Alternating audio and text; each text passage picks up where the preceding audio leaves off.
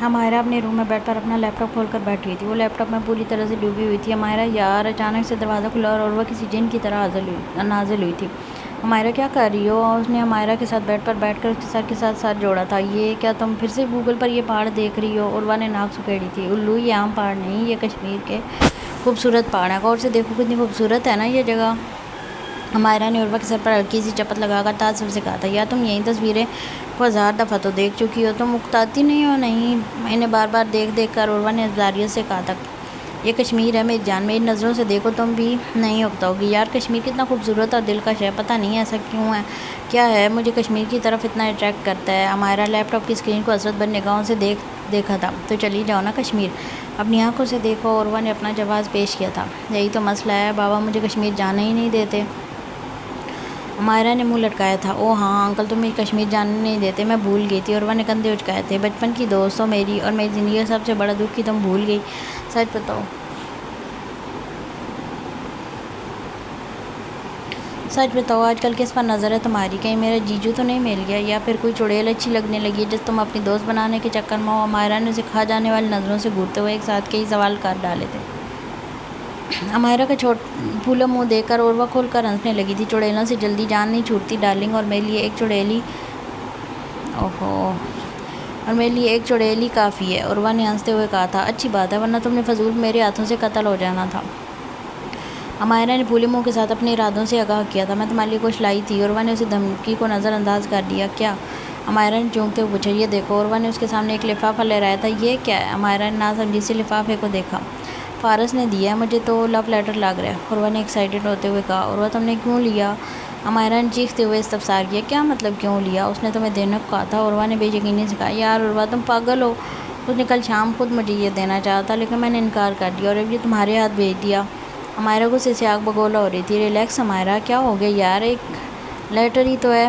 عروہ نے اسے ریلیکس کرنا چاہا۔ کیسے ریلیکس ہو جاؤں؟ تمہیں پتہ ہے نا وہ مجھے کیسی نظروں سے دیکھتا ہے، اس لیٹر میں بھی اس نے بکواس ہی لکھی ہوگی۔ ہمارا نے لیٹر کو تنبیہ نظروں سے دیکھتے ہوئے کہا تھا۔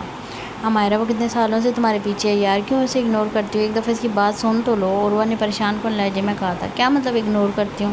کیا ہمارا کوئی کسی بھی قسم کا ریلیشن ہے جس میں مس انڈرسٹینڈنگ آ گئی اور میں اسے اگنور کر رہی ہوں؟ ہمارا نے ہاتھ اٹھاتے ہوئے کہا۔ ہمارا تمہیں نظر نہیں آتا وہ تمہیں پسند کرتا ہے، پیار کرتا ہے تم سے، کتنے سالوں سے تم سے صرف بات کرنے کے موقع تلاش کرتا ہے، تم ایک دفعہ اس سے بات تو کرو۔ عروہ نے ایک اور کوشش کی تھی۔ عروہ وہ میرے لیے ایک نامحرم ہے، میں اس سے بات کیوں کروں؟ تمہیں یاد ہے نا جو اس نے پہلا لیٹر بھیجا تھا، اس میں اس نے مجھے اپنی گرل فرینڈ بننے کو کہا تھا۔ اگر وہ اچھا ہوتا یا سچ میں مجھ سے پیار کرتا تو کبھی بھی حرام ریلیشن کا نہ کہتا۔ وہ اتنے سالوں سے مجھے اپروچ کرنے کی کوشش کر رہا ہے، لیکن ایک دفعہ بھی اس نے میرے بابا سے ملنے کی کوشش نہیں کی۔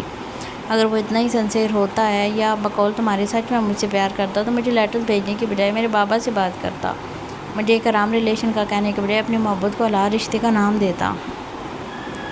ہمارا نے عروہ کا ہاتھ پکڑ کر اسے سمجھانے کی کوشش کی تھی۔ عروہ محبت بہت پاک ہوتی ہے، کبھی بھی غیر محرم سے نہیں ہوتی، سچی محبت کبھی لا حاصل نہیں ہوتی کیونکہ وہ محرم سے ہوتی ہے، اور غیر محرم سے محبت ہمیشہ لا حاصل ہی رہتی ہے کیونکہ وہ محبت ہوتی ہی نہیں ہے۔ وہ کچھ بھی ہو سکتی ہے، اٹریکشن یا ہوس، لیکن محبت نہیں ہو سکتی۔ ہمارا نے اپنی بات اس کے گوش گزار کرتے اس کی طرف دیکھا تھا۔ ہمارا تم بڑی کب ہوئی؟ اتنی سمجھداری والی باتیں نہ کرو، میں نے رونے لگ جانا ہے۔ عروہ نے ماحول کو تھوڑا سا لائٹ کرنا چاہا۔ سمجھداری والی باتیں نہیں ہیں، حقیقت ہے، بندے کو اتنا تو حقیقت پسند ہونا چاہیے۔ ہمارا نے خوبصورتی سے مسکراتے ہوئے کندھے اٹکائے تھے، اس کی سبز آنکھیں بھی مسکرائی تھیں۔ چلو نیچے چلتے ہیں، مجھے بہت بھوک لگی ہے۔ ہمارا نے اپنے پیٹ پر ہاتھ رکھ کر بیڈ سے اترتے ہوئے کہا تھا۔ ایک تو تم اور تمہاری بھوک۔ عروہ بھی مسکرا کر بیڈ سے کھڑی ہو گئی تھی۔ اب ان دونوں نے نیچے جا کے مسز ملک کا دماغ کھانا تھا۔ حمدان صبح کے 3 بجے اپنے کمرے کے باہر کھڑا تھا، اس کی آنکھوں میں سرخ ڈورے تھے جو کہ نیند نہ پوری ہونے کی وجہ سے تھے۔ اس نے گرے ٹراؤزر شرٹ پہنی ہوئی تھی، وہ دروازے کے ساتھ ٹیک لگا کر آنکھیں بند کر کے کھڑا تھا۔ پچھلے 3 دن سے اس کی یہی روٹین تھی۔ زویان کی سزا نے اس کی مات مار رکھی تھی۔ ایک تو اس کی نیند نہیں پوری ہو رہی تھی اور وہ حویلی کا مقصد حویلی کی چڑیلوں کو بھی وہی سنبھال رہا تھا۔ گلا کھنگھانے کی آواز پر حمدان سیدھا ہوا تھا۔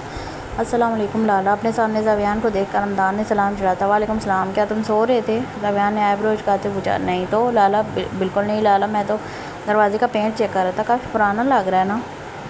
حمدان نے دانت نکالتے ہوئے کہا تھا۔ ہو گیا، اب چلو، زویان نے اسے گھورتے ہوئے کہا تھا۔ جی لالا۔ حمدان منہ لٹکا کر اس کے پیچھے چل پڑا۔ تقریباً 8 بجے زویان خان نے حمدان کی جان خلاصی کی تھی اور اب وہ بیچاروں کی سی شکل لے کر اپنے روم میں ریڈی ہونے جا رہا تھا کیونکہ اب اسے اپنی دوسری ذمہ داری یعنی حور وغیرہ کو کالج چھوڑنے جانا تھا۔ آدھے گھنٹے بعد وہ فریش ہو کر واش روم سے باہر نکلا تھا۔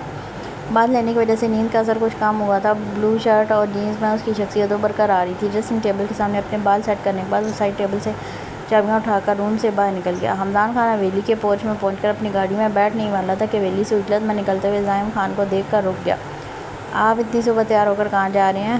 حمدان نے اپنی بلیک سن گلاسز کو آنکھوں سے تھوڑا نیچے ناک پر ٹکا کر زائم کو اوپر سے نیچے تک جانچتی نظروں سے دیکھتے ہوئے پوچھا تھا۔ میں اپنی پھپھو سے ملنے جا رہا ہوں، زائم خان نے ادھر ادھر دیکھتے ہوئے کہا تھا۔ پھپھو جان سے یا پھپھو جان کی بیٹی سے؟ حمدان نے آنکھیں گھمائی تھی۔ پھپھو بھی میری، پھپھو کی بیٹی بھی میری، تمہیں کیوں جلن ہو رہی ہے؟ زائم نے حمدان خان کو جلانے کے لیے اپنے دانتوں کی نمائش کرتے ہوئے پوچھا تھا۔ بیٹی بھی میری، پھپھو بھی میری، حمدان نے زائم کی نقل اتارتے ہوئے کہا تھا۔ بات مت کریں مجھ سے، آپ جائیں جس مرضی سے جا کر ملیں میری بلا سے۔ اور ہاں ایک بات آپ کو بتا دوں، روحا اور زویا کو کالج ڈراپ کرنے کی ذمہ داری میری ہے، اور حمدان خان اپنی ذمہ داریوں سے پیچھے نہیں ہٹتا، اس لیے خوش فہمی میں مت رہیے گا کہ روحا کو آپ ڈراپ کریں گے۔ حمدان نے جلتے بنتے ہوئے اپنی ناراضگی جتائی تھی۔ حمدان اپنی کہہ کر گاڑی میں بیٹھنے والا تھا کہ زائم نے پیچھے سے اس کے گلے میں بازو ڈال کر اسے دبوچ لیا۔ کہاں جا رہی ہے میری چمک؟ چلو، چاہے کچھ بھی ہو جائے، میں 2 شادیاں بھی کیوں نہ کر لوں، لیکن پھر بھی میری پہلی بیوی کا اعزاز تو تمہیں ہی حاصل رہے گا۔ زائم نے ہنستے ہوئے اسے چھیڑا تھا۔ ہٹیے، چھوڑیے مجھے، آپ نے مجھے دھوکہ دیا ہے، طلاق طلاق طلاق۔ حمدان نے زائم سے اپنا آپ چھڑانے کے ساتھ ہی اس کے منہ پر طلاق دے ماری تھی۔ ہاں یار، اب اگر لالا نے صرف تمہیں سزا دی ہے تو اس میں میرا کیا قصور؟ اور جانے من، تمہارے طلاق کہنے سے ہماری شادی نہیں ٹوٹنے والی، ہماری شادی پرماننٹ ہے۔ زائم نے اس کے منہ کے بگڑے زاویے دیکھ دلکشی سے مسکرایا تھا۔ جب سے حمدان کو پتہ چلا تھا کہ زاویان خان نے صرف اسے ہی سزا دی ہے، وہ تب سے ہی زائم خان کو مصنوعی ناراضگی دکھا رہا تھا۔ ہٹیے دور مجھ سے، میں آقا جان سے کہتا ہوں میری بھی شادی کروائیں، آپ کا تو خون ہی سفید ہو گیا، یہ نہیں کہ مجھ معصوم کی شادی کی سفارش ہی کر دیں۔ حمدان کی اوور ایکٹنگ عروج پر تھی۔ ہاں بیٹا، تم پیدا ہوتے ہی آقا جان سے شادی کے لیے تلے کر رہے ہو، لیکن آقا جان کو تمہاری ترسی روح پر رحم نہیں آتا، اور مجھے لگتا ہے کبھی آنا بھی نہیں ہے۔ زائم نے اس کے پہلے سے پھولے ہوئے منہ کو مزید پھلایا تھا۔ اڑا لے مذاق مجھ معصوم کا، دیکھنا اکٹھی 2 شادیاں کر کے آپ لوگوں کے سر پر دھماکہ کروں گا۔ حمدان نے اپنے بالوں میں ہاتھ پھیرتے ہوئے زائم خان کو اپنے نیک ارادوں سے آگاہ کیا تھا۔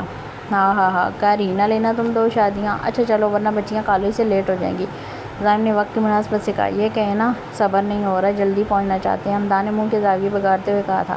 ہاں دیکھ لو کتنا پیار ہے تمہیں مجھ سے، میرے کہے بغیر ہی سمجھ گئے، لو یو جانے من۔ زائم خان نے اپنی ایک آنکھ ونک کر کے حمدان کو فلائنگ کس دی تھی۔ اسے پیار نہیں، ٹھڑک پہچاننا کہتے ہیں، اور ہیٹ یو ٹو، حمدان نے بڑبڑاتے ہوئے کہا تھا۔ زائم اس کی بات پر کان دھرے بغیر اپنی گاڑی کی طرف بڑھ گیا۔ تھوڑی دیر بعد وہ دونوں بڑی حویلی کے لان میں بیٹھے تھے۔ ان کے سامنے ایک کرسی پر گل بانو، جبکہ ان کے ساتھ والی کرسی پر شایان خان بیٹھا تھا، جن دونوں کو شدید گوریوں سے نواز رہا تھا، اور یہ دونوں بھی اسے گھورنے میں مصروف تھے۔ سبیہ کی طبیعت اب کیسی ہے؟ گل بانو کی آواز پر ان تینوں کے گھوریوں کمپٹیشن کو بریک لگی تھی۔ اب ٹھیک ہے، آپ اپنا خیال رکھا کریں پھپھو جان۔ زائم نے گل بانو کے ہاتھ پر عقیدت سے بھرپور بوسہ دیا تھا۔ جس کے اتنے پیارے بیٹے ہوں اسے کیا ہونا ہے؟ گل بانو نے زائم کے بال سنوارتے ہوئے کہا تھا۔ زائم کے لبوں کو خوبصورت مسکراہٹ نے چھوا تھا۔ پھپھو جان، مجھے ایسا کیوں لگ رہا ہے کہ میں اگنور ہو رہا ہوں؟ حمدان نے منہ کے زاویے بگاڑے تھے۔ کیوں کہ تم اگنور ہو رہے ہو، فضول انسان، شایان نے سر ہلاتے ہوئے کہا۔ حمدان نے شایان کو پھٹی پھٹی آنکھوں سے دیکھا تھا۔ سچ میں؟ حمدان کے دیکھنے پر شایان نے کندھے اچکائے تھے۔ ماننا ہے تو مانو، یہی سچ ہے۔ پھپھو جان، حمدان نے احتجاج کیا تھا۔ نہیں میری جان، میں کیوں اپنے پیارے بیٹے کو اگنور کروں گی؟ گل بانو نے اپنی کرسی چھوڑ کر حمدان کے ساتھ والی کرسی پر بیٹھ کر حمدان کے ماتھے پر بوسہ دیا تھا۔ حمدان نے جتاتی ہوئی نظروں سے پہلے شایان خان پر اور پھر زائم خان پر ڈالی تھی، جیسے کہنا چاہ رہا ہوں سن لیا پیارا بیٹا۔ پھپھو جان، ان کی باتوں میں مت آیا کریں، یہ ایک نمبر کے بے وفا انسان ہیں، آپ کو بھی ایسے ہی مکھن لگا رہے تھے۔ حمدان نے زائم کی طرف اشارہ کرتے ہوئے کہا تھا۔ زائم اس کے الزام پر سر پٹا گیا۔ بکواس نہ کرو، تم سے کس نے کہا تھا قسم دے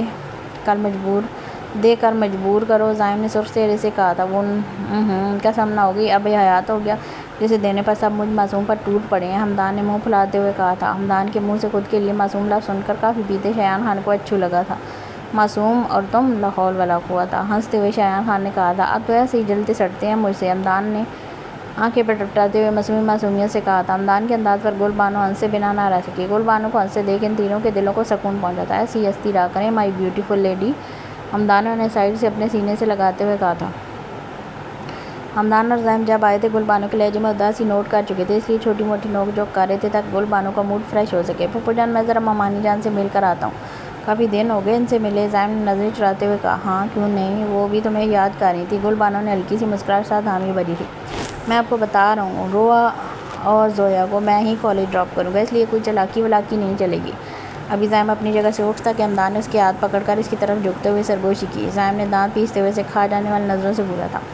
گھور تو شایان بھی رہا تھا، لیکن فکر کیسے تھی؟ زائم ان دونوں کو نظر انداز کرتا اندر چلا گیا۔ روآ اس وقت اپنے کمرے کی ونڈو کے پاس کھڑی پردوں کی اور سے باہر لان میں جھانکنے کی کوشش میں ہلکان ہو رہی تھی۔ ابھی تو یہیں تھے، کہاں گئے؟ اس نے نظر ادھر ادھر گھماتے ہوئے خود سے کہا۔ مجھے ڈھونڈ رہی ہو؟ روآ ابھی اپنی تاکہ جھانکی میں مصروف تھی کہ اسے اپنے گردن پر کسی کی گرم سانسوں کی تپش محسوس ہوئی۔ وہ پیچھے مڑتی اس سے پہلے ہی پیچھے کھڑے زائم نے اس کے گرد اپنا بازو لپیٹ کر اس کے کان میں سرگوشی کی تھی۔ روآ کی سانس اس کے سینے میں ہی اٹک گئی تھی۔ اس نے کچھ کہنے کے لیے لب واگ کیے تھے، لیکن الفاظ اس کے منہ سے نکلنے سے انکاری تھے۔ بتاؤ، مجھے ڈھونڈ رہی تھی؟ زائم نے اس کی گردن پر اپنی ناک سے ہلائی تھی۔ زائم، روآ نے اس کے ہاتھ اپنی کمر سے ہٹانے چاہے تھے۔ زائم نے اس کی مزاحمت محسوس کرتے ہوئے اپنی پکڑ مزید سخت کی تھی۔ زائم نے تھوڑا آگے کو جھکتے ہوئے اس کی گردن سے تھوڑے نیچے شدت سے اپنے ہونٹ رکھے۔ روآ کی جان تو صحیح معنوں میں اب نکلی تھی۔ زائم، روآ نے تڑپتے ہوئے اسے پکارا تھا۔ روآ اس کی اتنی شدت بھرے لفظ پر تڑپ ہی گئی تھی۔ زائم نے اس کا رخ اپنی طرف کرتے ہوئے اسے پیچھے ونڈو کے ساتھ لگایا تھا۔ روآ کے جسم کا سارا خون سمٹ کر اس کے چہرے پر آ گیا تھا۔ زائم اس کے چہرے کے رنگوں سے محظوظ ہو رہا تھا۔ بتایا نہیں تم نے مجھے ڈھونڈ رہی تھی میری روح بیبی؟ زائم نے انگلی اور انگوٹھی کی مدد سے اس کا چہرہ تھوڑی سی اوپر کیا تھا۔ نہیں، روآ نے ہمت کرتے ہوئے کہا تھا۔ مجھے تو لگا تھا روح بیبی مجھے ڈھونڈ رہی ہیں، بیبی مجھے ڈھونڈ رہی ہیں۔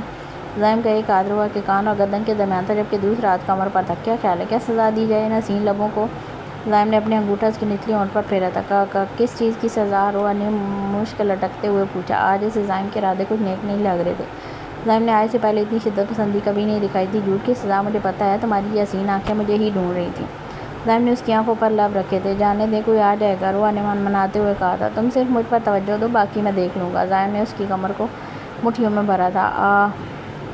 روآ نے بہت مشکل سے اپنی سسکی دبائی تھی۔ بتاؤ کیا سزا دوں؟ زائم نے دوبارہ پوچھا۔ کچھ بھی نہیں، چھوڑ دیں، روآ نے معصومیت سے کہا تھا۔ کیا تمہیں میں اتنا شریف لگتا ہوں؟ زائم نے گہکا لگاتے ہوئے کہا تھا۔ نہیں، زائم کے یوں ہنسنے پر روآ نے منہ پھلایا تھا۔ اب تو سزا بنتی ہے۔ زائم میں اسے مصنوعی آنکھیں دکھائی تھیں۔ نہیں ابھی کچھ۔ روآ کچھ کہتی کہ زائم نے اس کے الفاظ اس کی حلق میں ہی روک دیے۔ زائم پوری شدت سے روآ کے ہونٹوں پر جھکا تھا۔ روآ کی آنکھیں پھٹی کی پھٹی رہ گئی تھیں۔ زائم نے آج سے پہلے اسے لپ کس نہیں کیا تھا۔ روآ کو سمجھ نہیں آ رہی تھی کہ زائم کو ہو کیا گیا ہے۔ زائم جھک کر پیچھے ہٹنا ہی بھول چکا تھا۔ روآ کی سانسیں اٹکنے لگیں۔ اس نے زائم کے سینے پر تھپڑ مار کر اسے ہوش دلانے کی کوشش کی تھی، لیکن زائم اس کے ہاتھوں کو پکڑ کر اس کی انگلیوں میں اپنی انگلیاں الجھا کر اس کے ہاتھ ونڈو کے ساتھ لگا گیا تھا۔ تھوڑی دیر بعد جب زائم کو لگا کہ اگر روآ سانس نہیں لے گی تو مر جائے گی، جب کہیں جا کر پیچھے ہوا تھا۔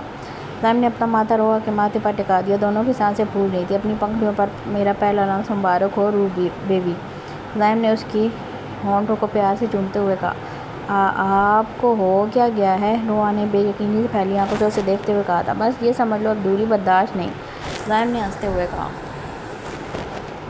روآ کی آنکھیں حیا سے جھک گئی تھیں۔ مجھے مس کیا؟ زائم خان نے اس کے گال کو سہلاتے ہوئے پوچھا۔ نہیں، میں آپ کو کیوں مس کروں گی؟ روآ نے ناک چڑھاتے ہوئے جواب دیا تھا۔ زائم کے تھوڑا سا فاصلہ بنانے پر اس میں تھوڑی ہمت آ چکی تھی بات کرنے کی۔ سوچ لو روح بیبی، ابھی تمہارے ہونٹوں کو جھوٹ کی سزا دی ہے، لگتا ہے دوبارہ دینی پڑے گی۔ زائم اس کے ہونٹوں کو فوکس میں لیتے ہوئے کہا تھا۔ روآ کی سیٹی گم ہوئی تھی۔ نہیں، بہت مس کیا، بہت زیادہ مس کیا۔ ابھی زائم جھکتا کہ روآ اس کے ارادوں کو بانپتے ہوئے جلدی سے ہڑبڑاتے ہوئے بولی۔ زائم اس کی پھیلی آنکھوں اور جلدی سے کہنے پر خوبصورتی سے کہکا لگا گیا۔ زائم کے کہکا لگانے پر روآ سٹپٹا گئی۔ کالج کے لیے دیر ہو جائے گی، روآ نے ادھر ادھر دیکھتے ہوئے کہا۔ کالج کی فکر ہے، اور جو ہمارے بچے اس دنیا میں آنے سے لیٹ ہو رہے ہیں وہ؟ زائم نے آئی برو اچکاتے ہوئے بے باکی سے کہا تھا۔ روآ اس کی بے باکی پر مزید سرخ ہو گئی۔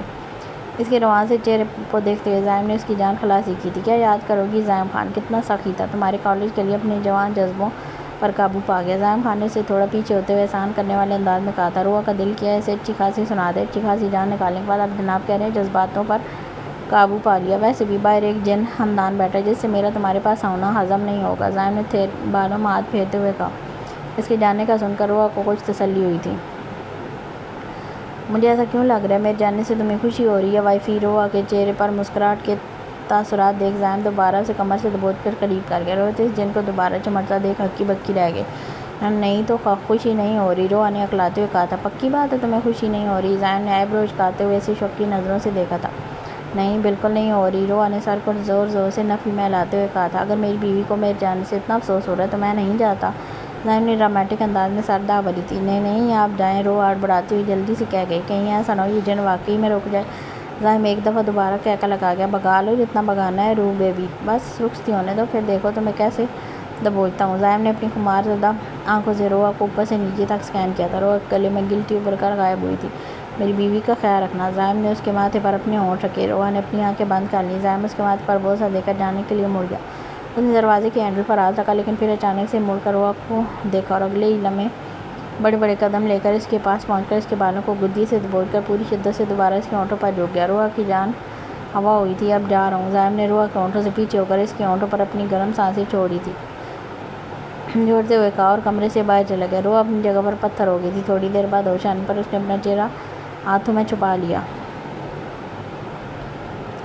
بولو نواز۔ امریکہ کے ایک کلب کے وی آئی پی روم میں بیٹھے وجود نے فون کان سے لگاتے ہوئے کہا، سر میں نے ہر طرح سے چیک کیا، بندہ قابل یقین ہے۔ مقابل نے تحمل سے جواب دیا، مت بھولو نواز، اس کی رگوں میں خانوں کا خون ہے، وہ کیوں مجھ سے ہاتھ ملائے گا؟ شاید کلب میں بیٹھا وجود نواز کی بات سے مطمئن نہیں ہوا تھا، اس لیے مزید سوالات کرنے لگا۔ سر جو انتقام کی پٹی اس کی آنکھوں پر بندھی ہے اس نے اس کے خون کو بھی ٹھنڈا کر دیا ہے، اس کا اور آپ کا دشمن ایک ہی ہے۔ نواز چودھری بھی اپنی بات پر ڈٹا رہا۔ اسے کیا چاہیے؟ کلب میں بیٹھے وجود نے اپنے ہاتھ میں پکڑی شراب کے گلاس کو ہونٹوں سے لگایا تھا۔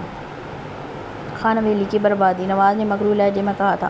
اور وہ بدلے میں کیا دے گا؟ تجسس سے پوچھا گیا۔ ملیحہ خان کی بیٹی، بڑے اطمینان سے جواب دیا گیا۔ یہ سن کر آرام مشروب پیتے موجود کو جھٹکا لگا لیکن ظاہر نہیں ہونے دیا۔ سر خان حویلی کی بربادی تو آپ کو بھی چاہیے، بربادی تو ہم کر بھی لیں گے، لیکن ملیحہ کی بیٹی کو پانا ناممکن ہے، اسے پانے کے لیے ہمیں ان کے ہی کسی اپنے کا سہارا لینا پڑے گا۔ دوسری طرف خاموشی سن کر نواز نے تفصیل دی تھی۔ ٹھیک ہے نواز، میں 1-2 ہفتوں میں لاہور آؤں گا، پھر دیکھتے ہیں کیا کرنا ہے، اور یاد رہے وہ خان ہے، ہر وقت اس پر نظر رکھو۔ اس نے رضامند ہوتے اپنے آنے کا وقت بتانے کے ساتھ ساتھ وارننگ بھی دی تھی۔ جی سر۔ نواز تو اس کے آنے کا سن کر ہی خوشی سے پھول گیا تھا۔ کلب میں بیٹھے ہوئے وجود نے فون اپنے سامنے ٹیبل پر پھینک دیا اور خباثت بھرا کہکا لگانے لگا۔ کہا تھا نا ملیحہ، تمہاری بیٹی کی زندگی اتنی بدتر کروں گا کہ تمہیں اوپر بھی سکون نہیں ملے گا۔ لگتا ہے اپنا کہا پورا کرنے کا وقت آ گیا۔ بس تمہاری بیٹی تم جتنی خوبصورت ہو۔ اس کے چہرے سے خباثت ٹپک رہی تھی۔ دیدہ آج آپ لیٹ کیوں ہو گئیں؟ حور نے زویا سے پوچھا جو اپنی چپس کے ساتھ پورا انصاف کر رہی تھی۔ حور کے سوال پر زویا نے اپنی چپس سے نظر ہٹا کے پہلے روحا کو دیکھا جو اس کے دیکھنے پر سٹپٹا گئی، پھر حور کی طرف دیکھا جو معصومیت سے اسے دیکھ رہی تھی۔ اب میں تمہیں کیا بتاؤں کہ ہماری روح بیبی شرما ہی نہ جائے، زویا نے شدید سے لہجے سے کہا۔ زویا کے روح بیبی کہنے پر روحا کا چہرہ لال بھبوکا ہوا تھا۔ دیدہ کیوں شرمائیں گی؟ اس دفعہ حالے نے تجسس سے پوچھا۔ وہ سب اس وقت کالج کی کینٹین ایریا میں موجود تھیں اور یہ ان سب کا فری لیکچر تھا۔ حالے اور حور روحا زویا کے لیٹ آنے کی وجہ پوچھ رہی تھی کیونکہ ہمدان نے تو آج پہلے حور اور حالے کو کالج ڈراپ کرنے کے بعد کافی دیر بعد روحا اور زویا کو ڈراپ کیا تھا۔ ان کا پہلا لیکچر بھی مس ہو گیا تھا۔ کیوں روح بیبی؟ بتا دوں؟ زویا نے آنکھوں میں چمک لیے روحا کی طرف دیکھا جو روحانسی سب سے نظریں چرا رہی تھی۔ زویا کے پوچھنے پر روحا نے معصومیت سے نفی میں سر ہلایا۔ زویا نے آئی برو اچکاتے ہوئے اسے دیکھا جیسے پوچھنا چاہ رہی ہو، کیا تمہیں سچ میں لگتا ہے میں نہیں بتاؤں گی؟ زویا کے آئی برو اچکانے پر روحا اپنی گود میں رکھے ہاتھوں کی انگلیاں مروڑنے لگے۔ اسے پتہ تھا زویا ان سب کو بتا کر ہی رہے گی۔ بتائیں نا دیدہ۔ حالے سے جب مزید صبر نہ ہوا تو کہہ دیا۔ وہ کیا ہے نا، آج زائم لالا گھر آئے تھے، وہ اپنی ممانی سے ملنے حویلی کے اندر آئے تھے، لیکن غلطی سے روحا کے کمرے میں چلے گئے اور غلطی سے ہی روم لاک کر لیا اور روم کے لاک کو کھولنے میں آدھا گھنٹہ لگ گیا، اس لیے ہم لیٹ ہو گئے۔ زویا نے آنکھیں پٹپٹاتے ہوئے چہرے پر جھوٹی معصومیت سجائی تھی۔ روحا کا سر اس کے الفاظوں پر جھک گیا تھا۔ اوہو، حور اور حالے نے ہونٹ مروڑتے ہوئے ایک ساتھ کہا تھا۔ ان کا اوہو کچھ زیادہ ہی لمبا تھا، اسی لیے میں کہوں آج دیدہ لال گلاب کیوں بنی ہوئی ہیں؟ حور نے ہنستے ہوئے روحا کو چھیڑا تھا۔ میں بھی یہی سوچ رہی تھی۔ حالے نے بھی بات میں حصہ ڈالا۔ ایسی حسین غلطیاں تو روز ہونی چاہیے بھائی۔ حور نے لفظ غلطیاں پر کافی زور ڈالا تھا۔ ویسے دیدہ روم لاک ہونے کے بعد اور کون سی غلطیاں ہونی تھیں؟ حالے نے کہانی ٹیبل پر رکھ کر روحا کی طرف جھکتے ہوئے رازداری سے پوچھا تھا۔ ہاں دیدہ بتائیں نا۔ حور بھی روحا کی طرف کھسکی تھی۔ یہ بہت میسنی ہے، کچھ بھی نہیں بتائے گی، وہ تو میں نے اپنی ان 2 گنہگار خوبصورت آنکھوں سے لالا کو اس کے روم میں جاتے ہوئے دیکھ لیا، ورنہ ہم معصوموں کو کہاں پتہ چلنا تھا، اتنی حسین غلطیاں بھی ہو جاتی ہیں، زویا نے ایک ادا سے کہا تھا۔ زویا کے انداز پر حور اور حالے ہنسنے لگی، جبکہ روحا کا دل کہہ رہا تھا پہلے اس زویا چڑیل کا سر پھاڑ دے اور پھر جا کر زائم کا سر پھاڑ دے، جس کی وجہ سے وہ سب اسے تنگ کر رہی تھی۔ روحا زویا سے 3 منٹ بڑی تھی لیکن زویا ایسے ریئیکٹ کرتی تھی جیسے وہ روحا سے 3 سال بڑی ہو۔ ان تینوں کو روحا کا ریکارڈ لگانے کا موقع ملا تھا جسے وہ بالکل بھی ضائع نہیں کر رہی تھی۔ ویسے دیدہ آپ کے چہرہ دیکھ کر لگ رہا ہے جیسے اس دفعہ غلطیاں کچھ زیادہ ہی کہہ رہی تھی جو آپ منہ ہی نہیں اٹھا رہی، حالے نے ہنستے ہوئے کہا۔ تم سے بھی تو کچھ دن پہلے گاڑی سے جلدی نہ نکلنے کی غلطی ہوئی تھی، میں نے کچھ کہا؟ روا نے حالے کی آنکھوں میں دیکھتے ہوئے غصے سے پوچھا تھا۔ روا کے اعتراض پر حالے کی ہنسی کو بریک لگی تھی۔ وہ حالے کو الفاظ نہیں مل رہے تھے کہ کچھ کہنے کے لیے۔ اس کو اٹکتے دیکھ روا کو کچھ سکون ملا تھا۔ اب یہ وہ کیا کر رہی ہو بتاؤ نا شایان لالا، اور تم نے گاڑی میں کون سی غلطیاں کی تھی؟ زویا نے حالے کے سرخ چہرے کو دیکھ کر آئی برو اچکائی تھی۔ اب سرخ ہونے کی باری حالے کی تھی، اسے نہیں پتا تھا بازی ایسے پلٹ جائے گی۔ ہیں یہ گاڑی والی گستاخی کا مجھے کیوں نہیں پتا؟ عور نے حالے کو جانچتی ہوئی غلطیوں نظروں سے دیکھا تھا۔ ایسی باتیں بتائی تھوڑی جاتی ہیں ڈارلنگ، آپ کو خود ہی چھاپے مارنے پڑتے ہیں، ورنہ یہ میسنیاں کچھ نہیں بتاتی۔ زویا عور سے مخاطب ہوئی تھی۔ دیدہ مجھے ایسے کیوں لگ رہا ہے یہاں ہم دونوں معصوم ہیں؟ عور نے آنکھیں پٹپٹا کر زویا سے پوچھا تھا۔ اس کا لہجہ شرارت سے بھرپور تھا۔ کیونکہ ہم معصوم ہیں جان، اور یہ دونوں غلطیوں کا چلتا پھرتا گھر۔ زویا نے ہنستے ہوئے ان کے نکاح یافتہ ہونے پر چوٹ کی تھی۔ روا نے صبح سے ان سے جان چھڑانے کے لیے یہ کہہ دیا تھا کہ زائمس کے کمرے میں غلطی سے آیا تھا، وہ تو اس لفظ کے پیچھے ہی پڑ گئی تھی۔ ہاں مجھے بھی یہی لگتا ہے، عور نے ہنستے ہوئے حامی بھری تھی۔ کوئی نہیں، انشاءاللہ اللہ ہم معصوموں پر بھی رحم کرے گا، پھر ہم بھی ان میسنیوں کو کچھ نہیں بتائیں گے۔ زویا نے ہنستے ہوئے اپنی بات میں اضافہ کیا تھا۔ زویا کی بات پر عور بھی کھلکھلانے لگی تھی۔ تھوڑی دیر بعد ان کی اگلی لیکچر کی بیل ہو گئی تھی۔ روا اور حالے تو پہلے ہی بھاگنے کے چکر میں تھی، بلکہ آواز سنتے ہی اپنے بیگز اٹھا کر اپنی کلاس کی طرف بھاگیں۔ زاویان خان لان میں کھڑا فون پر کسی سے بات کرنے میں مصروف تھا۔ اچانک اس کی نظر لان کی دوسری چادر پر پڑی۔ وہ یہ دیکھ کر حیران ہوا کہ تھوڑے فاصلے پر کھڑا آذر اسے ہی دیکھ رہا تھا، بلکہ سخت گھوری سے نواز رہا تھا۔ زاویان نے اسے نظر انداز کر دیا۔ تھوڑی دیر بعد آذر اپنے چھوٹے چھوٹے قدم اٹھا کر زاویان کے قریب آ کر کھڑا ہو گیا۔ زاویان خان نے ایک نظر اس پر ڈالی اور دوبارہ اپنے فون کال میں مصروف ہو گیا۔ زاویان کے اتنے ایٹیٹیوڈ پر آذر نے اپنے قدرتی پھولے گالوں کو مزید پھلایا تھا۔ تھوڑی دیر بعد بھی جب زاویان نے اسے مخاطب نہ کیا تو آذر نے اس کے گھٹنے سے پینٹ کھینچی۔ 4 سالہ آذر زاویان خان کے گھٹنوں تک ہی آتا تھا۔ زاویان نے اس کی طرف دیکھ کر آئی برو اچکاتے ہوئے پینٹ کھینچنے کا مقصد پوچھا تھا۔ مجھے بات کرنی ہے، آذر نے سر جھکا کر کیوٹ سے انداز میں کہا۔ آذر توتلانے کی وجہ سے کاف کو تے بولتا تھا۔ زاویان خان نے پہلے آذر کو دیکھا، پھر فون پر 1-2 آرڈر دینے کے بعد کال کٹ کر دی۔ اب زاویان خان پوری طرح آذر کی طرف متوجہ تھا۔ مجھے پھول چاہیے، میں توڑ لوں؟ آذر نے اپنے چھوٹے گول مٹول ہاتھوں کی انگلیاں مروڑتے ہوئے پوچھا۔ نہیں، زاویان نے ایک لفظی جواب دیا۔ زاویان کے سیدھا نہیں کہنے پر آذر کا منہ کھلا رہ گیا تھا۔ پلیز، آذر نے لب مروڑتے ہوئے ایک اور کوشش کی تھی۔ کیا پتہ ڈریتولا انکل کا جواب بدل جائے۔ نہیں، زاویان نے دوبارہ سخت تاثرات کے ساتھ وہی جواب دیا تھا۔ پلیز دے دینا، میں نے اپنی گرل فرینڈ تو دینے ہیں۔ آذر نے ایک اور کوشش کی اور ساتھ وجہ بتائی کہ شاید گرل فرینڈ کا نام سن کر ڈریکولا انکل پگھل جائیں۔ آذر کے منہ سے گرل فرینڈ سن کر زاویان خان نے اس ٹیڈے کو اوپر سے نیچے تک دیکھا تھا۔ آذر دلاور کیوٹ سا بچہ تھا، بلو جینز پر سفید شرٹ کے ساتھ پاؤں میں سفید ہی جوگرز پہنے ہوئے تھے۔ ڈارک براؤن بال ماتھے پر بکھرے ہوئے تھے، بلو جھیل سی آنکھیں جنہیں وہ معصومیت سے بار بار پٹا رہا تھا۔ زاویان خان کو اپنی کیوٹنس کے جال میں پھنسانے کے لیے، تمہاری گرل فرینڈ بھی ہے؟ زاویان خان نے اسے جانچتی ہوئی نظروں سے دیکھا تھا۔ ہاں نا، 2 ہیں۔ آذر نے سر ہلاتے 3 انگلیاں نکال کر زاویان خان کے آگے کرتے ہوئے 2 کہا۔ کیا کرو گے پھولوں کا؟ زاویان خان نے دوبارہ سوال کیا۔ اس کا لہجہ سخت تھا۔ اپنی گرل فرینڈ کو دوں گا۔ آذر نے آنکھیں دوبارہ پٹپٹائی تھیں۔ اسے لگ رہا تھا اس کی آنکھیں پٹپٹانے سے زاویان خان مان جائے گا، جیسے اس کا باپ اس کی کیوٹنس کے جال میں پھنس کر اس کی ساری باتیں مان لیتا ہے۔ نہیں، خبردار اگر پھولوں کو ہاتھ لگایا تو۔ زاویان نے دوبارہ منع کرنے کے ساتھ دھمکی بھی دے دی۔ زاویان کے دوبارہ انکار پر آذر کی آنکھیں ڈبڈبائیں تھیں۔ دے دینا، ورنہ میری گرل فرینڈ ناراض ہو جائے گی۔ آپ کی تو گرل فرینڈ بھی نہیں ہے، میں اپنی گرل فرینڈ تو دے دوں گا، آذر نے اپنے آنسو کنٹرول کرتے ہوئے رندی آواز میں کہا تھا۔ تمہیں ایسا کیوں لگ رہا ہے کہ میری گرل فرینڈ نہیں ہے؟ زاویان خان نے آئی برو اچکا کر پوچھا تھا۔ وہ اپنے مزاج کے برعکس آج آذر سے سوال جواب کر رہا تھا۔ گرل فرینڈ صرف پیارے لڑکوں کی ہوتی ہے، ڈریتولا انکل کی نہیں ہے۔ آذر نے معصومیت سے اپنی طرف سے سچائی بتائی تھی۔ آذر کے ڈریکولا کہنے پر زاویان خان کو اچھی خاصی تپ چڑھی تھی۔ نہیں ملیں گے پھول، اندر جاؤ۔ زاویان نے خود کو بچے پر چیخنے سے روکا تھا۔ اس دفعہ آذر خود پر سے کنٹرول کھوتا اونچی اونچی آواز میں رونے لگا تھا۔ زاویان بیزاریوں سے آذر کو دیکھنے لگا۔ دلاور جو خان ولا سے باہر نکل کر زاویان خان کے پاس ہی آ رہا تھا، زاویان کے پاس کھڑے اپنے بیٹے کو روتا دیکھ ٹھٹکا تھا۔ میرا شیر کیوں رو رہا ہے؟ دلاور نے آذر کے پاس آ کر پہنچ کر اسے اپنی گود میں اٹھایا تھا۔ آذر باپ کی گود میں آتے ہی اپنے باپ کی گردن میں چہرہ چھپا کر زیادہ اونچی آواز سے رونے لگا۔ دلاور اس کے اس طرح رونے پر پریشان ہوا تھا۔ زاویان ایک نظر روتے ہوئے آذر پر ڈال کر ولا کے اندر کی طرف بڑھ گیا۔ آذر بابا کی جان، ایسے کیوں رو رہے ہو؟ دلاور خان نے پریشانی سے آذر کی پیٹھ تھپتھپا کر اسے رونے کی وجہ پوچھی۔ دلاور آریز کو جب کرانے کی کوشش کر رہا تھا کہ اس کی جیب میں پڑا فون بجا۔ دلاور نے جیب سے فون نکال کر سامنے کیا تو زاویان خان کا میسج تھا۔ آریز کو پھول توڑ کر دے دو، اسے 1 لائن کے میسج نے دلاور کو ہلا کر رکھ دیا تھا۔ زاویان خان اپنے لان کے پھول توڑنے کی اجازت دے رہا تھا۔ زاویان خان کسی کو بھی لان کے پھول توڑنے نہیں دیتا تھا۔ اگر کوئی پھول غلطی سے بھی ٹوٹ جاتا تو پھول توڑنے والے کی زاویان خان کے ہاتھوں اچھی خاصی خاطر تواضع ہوتی تھی۔ بابا جان درتولہ انکل نے پھول نہیں توڑنے دیے۔ آذر نے دلاور کی گردن سے چیئر نکال کر اسے زاویان خان کی شکایت لگائی تھی۔ آذر بری بات، وہ آپ کے انکل ہیں، ایسے ڈریکولا نہیں کہتے۔ دلاور نے اسے آنکھیں دکھاتے ہوئے ڈپٹا تھا۔ پھول نہیں توڑنے دیے۔ آذر نے دوبارہ ہونٹ باہر نکالتے ہوئے شکایت کی تھی۔ اس کی سوئی پھولوں پر ہی اٹکی ہوئی تھی۔ موٹی موٹی خوبصورت نیلی آنکھوں سے لبریز آنکھیں، گلابی بھرے بھرے گالوں کے ساتھ چھوٹے چھوٹے سے گلابی ہونٹوں کو مروڑتے ہوئے وہ بہت کیوٹ لگ رہا تھا۔ دلاور خان کو اپنے بیٹے پر ٹوٹ کر پیار آیا، جو بغیر زاویان خان کی اجازت کے پھول نہیں توڑتا تھا، چاہے اس کا دل کتنا ہی پھول توڑنے کے لیے کیوں نہ کار ہو۔ آپ کے انکل نے کہا ہے آذر کو پھول دے دو۔ دلاور خان نے اس کے دونوں گالوں کو پیار سے چومتے ہوئے کہا تھا۔ سچی؟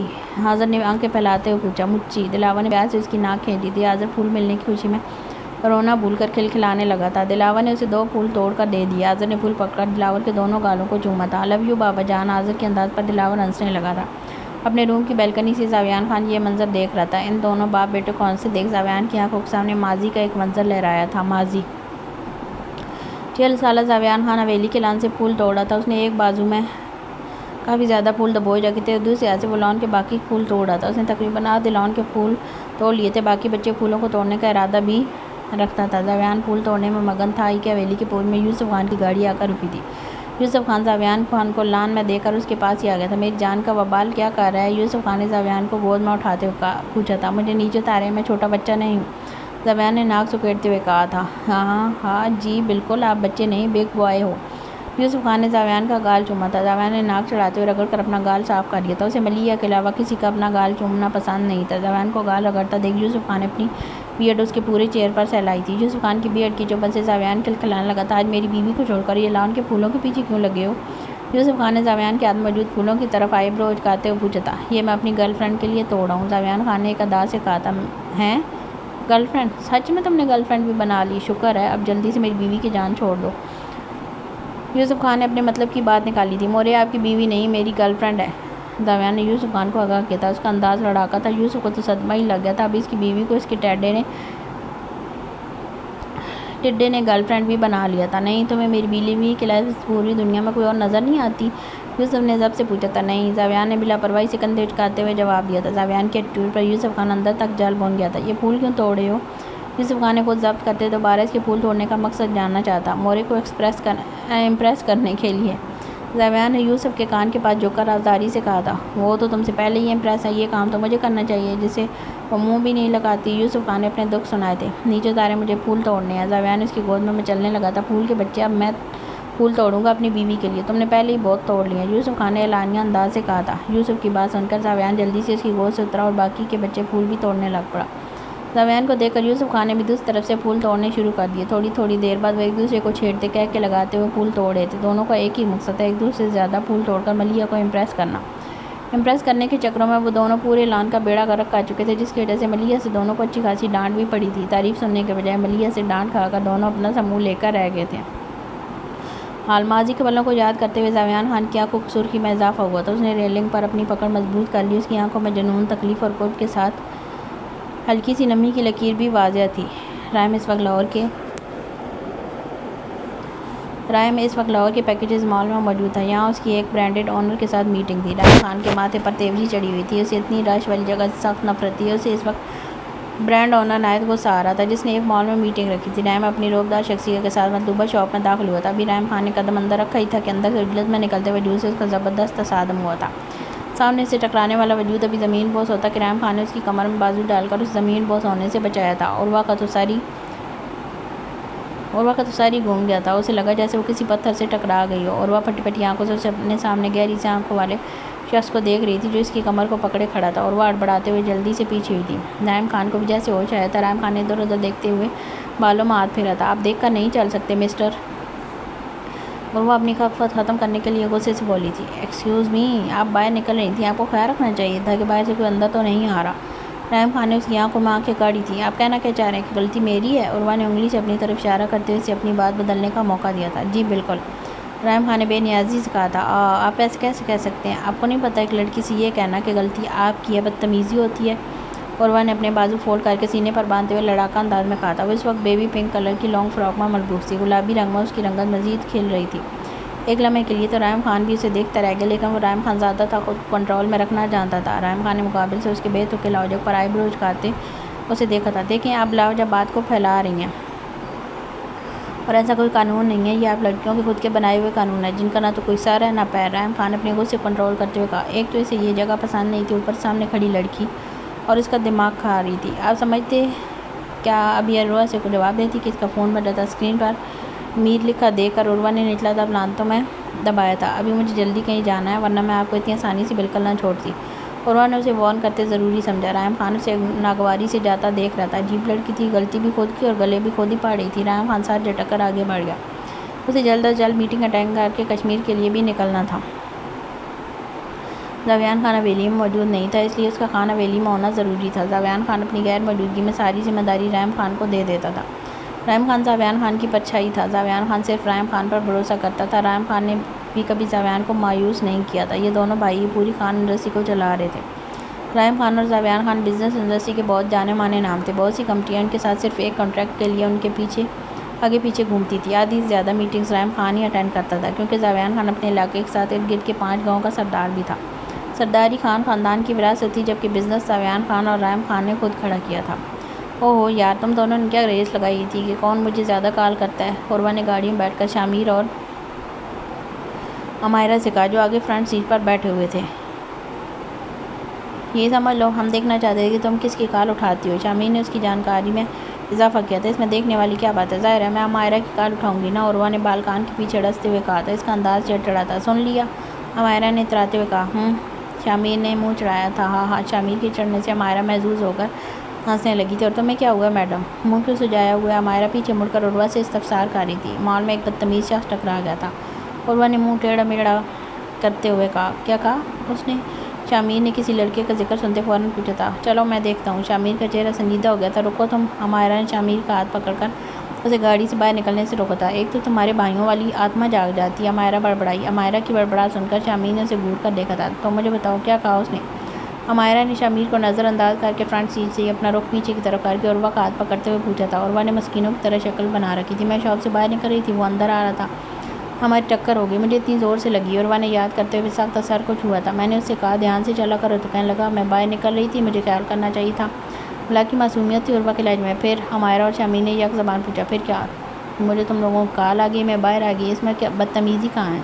شامیر نے بے صبری سے پوچھا تھا۔ یہ بدتمیزی نہیں تو کیا ہے؟ اس نے کہا میری غلطی ہے۔ لڑکیوں غلطی نہیں ہوتی، اور اگر لڑکی میری جتنی خوبصورت ہو تو بالکل بھی نہیں، سمجھے؟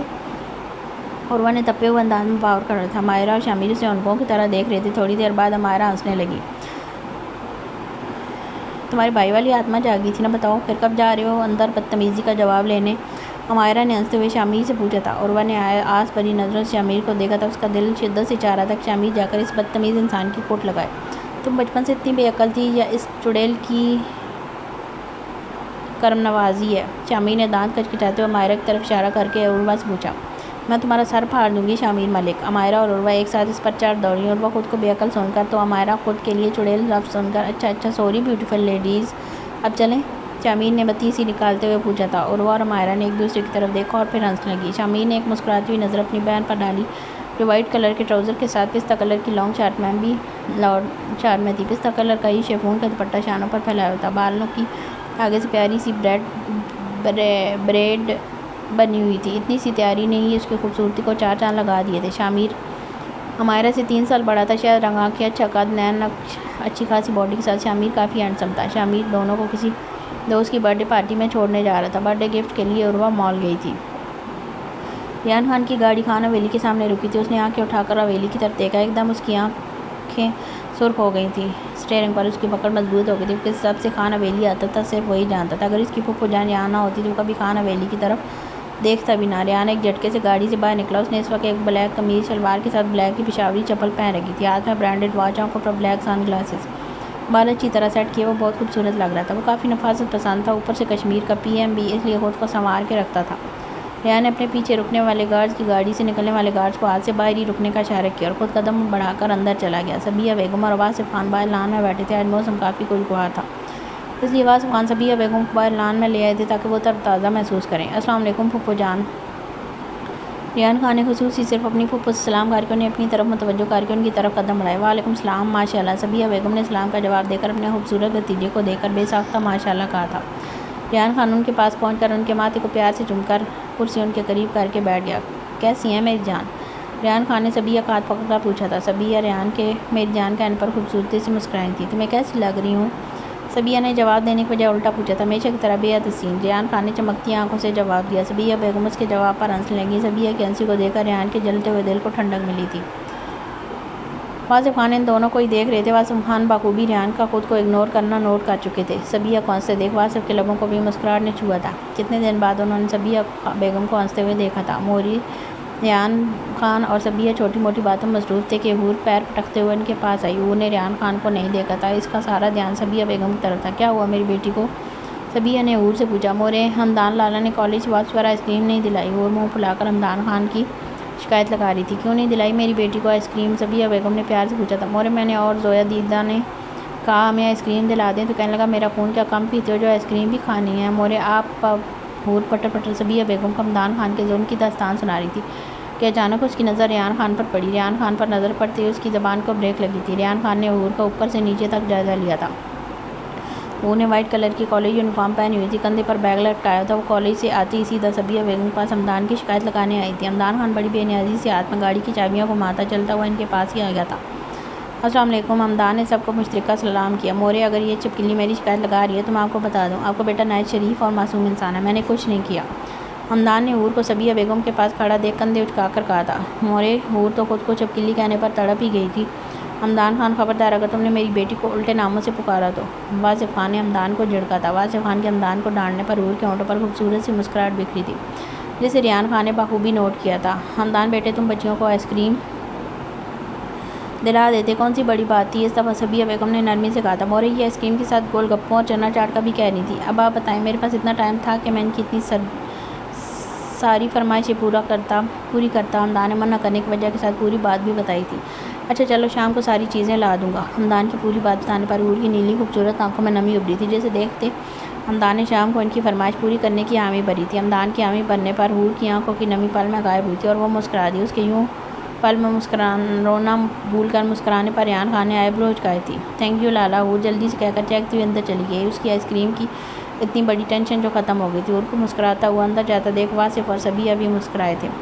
مورے آپ ہمیشہ اس کی سائڈ لیتی ہیں، ہمدان خان نے نروٹی پن سے شکوہ کیا تھا۔ ہمدان اور حور کی بچپن سے ہی چھوٹی چھوٹی بات پر نوک جھونک ہوتی رہتی تھی۔ ہمدان بھی سب سے زیادہ حور کو ہی تنگ کرتا تھا۔ جب حور چڑھ کر رونے لگتی تو صبیہ یا واصف خان سے ایسے ہی اس کی شکایت لگاتی تھی جس کا نتیجہ یہ ہوتا کہ زیادہ تر حور کی سائڈ لی جاتی، جس کے بعد ہمدان ایسے ہی شکوہ کرتا تھا۔ ہمدان میری جان حور چھوٹی ہے لیکن تم تو میرے سمجھدار بیٹے ہو نا؟ صبیہ نے پیار سے ہمدان کا ماتھا چوما تھا۔ بس مورے آپ کی یہی پیاری پیاری باتیں مجھے سمجھدار کہنا مجھے پگھلا دیتی ہیں، ہمدان نے بال جھٹکتے ہوئے کہا تھا۔ ریان خان نے خان حویلی کی اس بڑی فلم ہمدان خان کو دیکھا جو سب کو ہی نچا کر رکھتا تھا۔ کیا بات ہے لالا، آج تو آپ بھی میری طرح بڑے ہینڈسم لگ رہے ہیں۔ اب ہمدان خان کے تیروں کا رخ ریان خان کی طرف تھا لیکن مقابل بھی ریان خان تھا۔ قسم کھاؤ کہ میں تمہاری طرح لگ رہا ہوں، میں نے ابھی تیزاب سے بات لے لینا ہے۔ ریان نے بڑے اطمینان سے ہمدان کو سلگایا تھا۔ ہمدان نے ریان خان کے یوں اس کی عزت افزائی پر صبیہ بیگم کو شکوہ کن نظروں سے دیکھا تھا۔ صبیہ نے اسے آنکھیں چپکا کر تسلی دی کہ ریحان بڑا ہے۔ صبیہ کے تسلی دینے پر ہمدان خان نے صبر کے گھونٹ بھر گیا۔ وہ بیچارہ تو بڑے اور چھوٹے کے درمیان ہی پھنس گیا تھا۔ ہمدان کی شکل دیکھ کر واصف خان نے بمشکل اپنا کہہ کر دبایا تھا۔ پھوپھو جان رحم کہاں ہے؟ ہلکی پھلکی باتوں پر ریان خان نے صبیہ بیگم سے پوچھا تھا۔ بیٹا رحم تو کل شام کا لاہور گیا ہے، زائم اندر آفس میں، اگر کوئی کام ہے تو بلواؤں زائم کو؟ صبیہ نے شائستگی سے کہا تھا۔ نہیں پھوپھو جان، میں خود جا کر زائم سے مل لوں گا۔ ریان خان نے نفی میں سر لایا تھا۔ جیسا تم بہتر سمجھو بیٹے، صبیہ بیگم نے ہلکی سی مسکراہٹ سے کہا تھا۔ تھوڑی دیر بعد ملتے ہیں مائی بیوٹی۔ ریان خان نے کھڑے ہو کر صبیہ کے ماتھے پر بوسہ دیا تھا۔ اور تم خبردار جو میری پھوپھو جان کو تنگ کیا تو۔ ریان خان جاتے ہوئے ہمدان کو دھمکی لگانا نہیں بھولا تھا۔ ریان کے دھمکی دینے پر ہمدان نے پہلو بدلا تھا۔ مورے میں آپ کو تنگ کرتا ہوں؟ ریان کے جانے کے بعد ہمدان نے مصنوعی معصومیت سے آنکھیں پٹاتے ہوئے صبیہ بیگم سے پوچھا تھا۔ ہمدان صبیہ کو بھی مورے ہی کہتا تھا۔ اس کا کہنا تھا کہ وہ صبیہ اور امینہ دونوں کا لاڈلا ہے، اس لیے وہ دونوں کو مورے کہہ سکتا ہے۔ حالانکہ لاڈلا ہونے والی بات پر حویلی والے کچھ متفق نہیں تھے۔ نہیں میری جان، تم تو میرے پیارے بیٹے ہو، صبیہ نے اس کے ماتھے کو چومتے ہوئے کہا تھا۔ صبیہ کے جواب پر ہمدان نے پیار سے صبیہ کو گلے لگا لیا۔ ریان خان حویلی کے لانچ سے گزر کے آفس کی طرف جانے والا تھا کہ اس کے قدم لانچ میں کسی کے کہہ کی آواز سے رکے۔ لانچ کے صف پر آ رہی تھی پڑی اور موبائل پر کچھ دیکھتی کہہ لگا رہی تھی۔ وہ نے ابھی تک یونیفارم ہی پہنا ہوا تھا۔ اور کو دیکھ کر ریان خان کے چہرے پر کمینی سی مسکراہٹ آئی۔ آخر وہ لمحہ مل ہی گیا جس کا ریان خان کو انتظار تھا۔ ریان نے ادھر ادھر دیکھ کر اپنے قدم اور کی طرف بڑھا دیے۔ یہ کیا طریقہ ہے؟ ریان خان اس کے پیچھے کھڑا ہو کر دھاڑا تھا۔ ریان کی داڑھ پر اور اچھل کر پڑی تھی۔ اور کے منہ سے چھوٹی سی چیخ برآمد ہوئی تھی۔ آپ؟ ریان کو دیکھتے ہی اور کے الفاظ اٹکنے لگے تھے۔ یہ کیا طریقہ ہے؟ ریان خان نے دوبارہ پوچھا تھا۔ کیا؟ اور کو سمجھ نہیں آئی وہ کس بارے میں پوچھ رہا تھا۔ یہی لاؤنج میں ایسے بےڈھنگے طریقے سے بیٹھ کر زور زور سے کہہ کے لگانا۔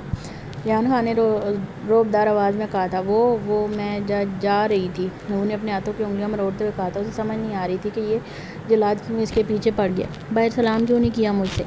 ریان خان نے ایک اور سوال جھاڑا تھا۔ ریان خان کو بس موقع چاہیے ہوتا ہے اور کو ڈانٹنے کا، جیسے ابھی اس کی ایک غلطی گنوا رہا تھا۔ اب یہ مت کہنا کرنے والی تھی۔ ریان نے اس کے منہ کھولتا دیکھ کر گہرا طنز کیا۔ اور نے اس کی طرف دیکھا لیکن اس کی آنکھوں میں 1 منٹ سے زیادہ دیکھنا اور کے بس کا نہیں تھا۔ اور اپنی انگلیاں مروڑنے لگی۔ اگر اور خان کو ایک قتل معاف ہوتا تو وہ بنا سوچے ریان خان کا کرتی، جو ہمیشہ کسی جن کی طرح اس کے پیچھے پڑا رہتا تھا۔ میں نے کچھ پوچھا ہے؟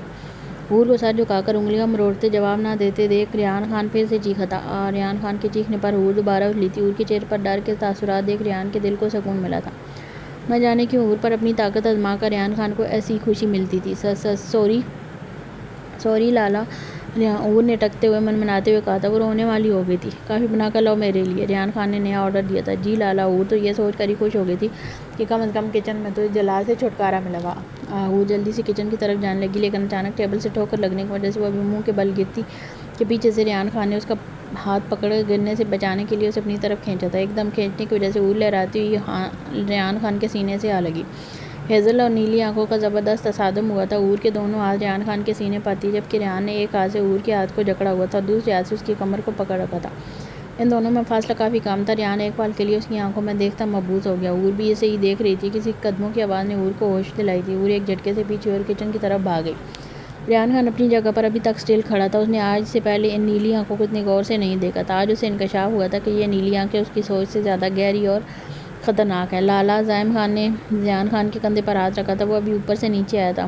ریان خان کی سوچوں کا تسلسل ٹوٹا تھا۔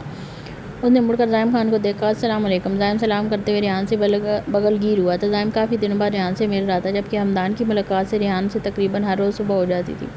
کیسے ہیں لالا؟ زائم خان نے مسکراتے ہوئے پوچھا تھا۔ الحمدللہ ٹھیک، دراصل میں تم سے ہی ملنے آ رہا تھا، ریان خان نے نظریں چراتے ہوئے کہا تھا۔ آئیں بیٹھ کر بات کرتے ہیں۔ زائم نے پیچھے صوفوں کی طرف اشارہ کرتے ہوئے کہا تھا۔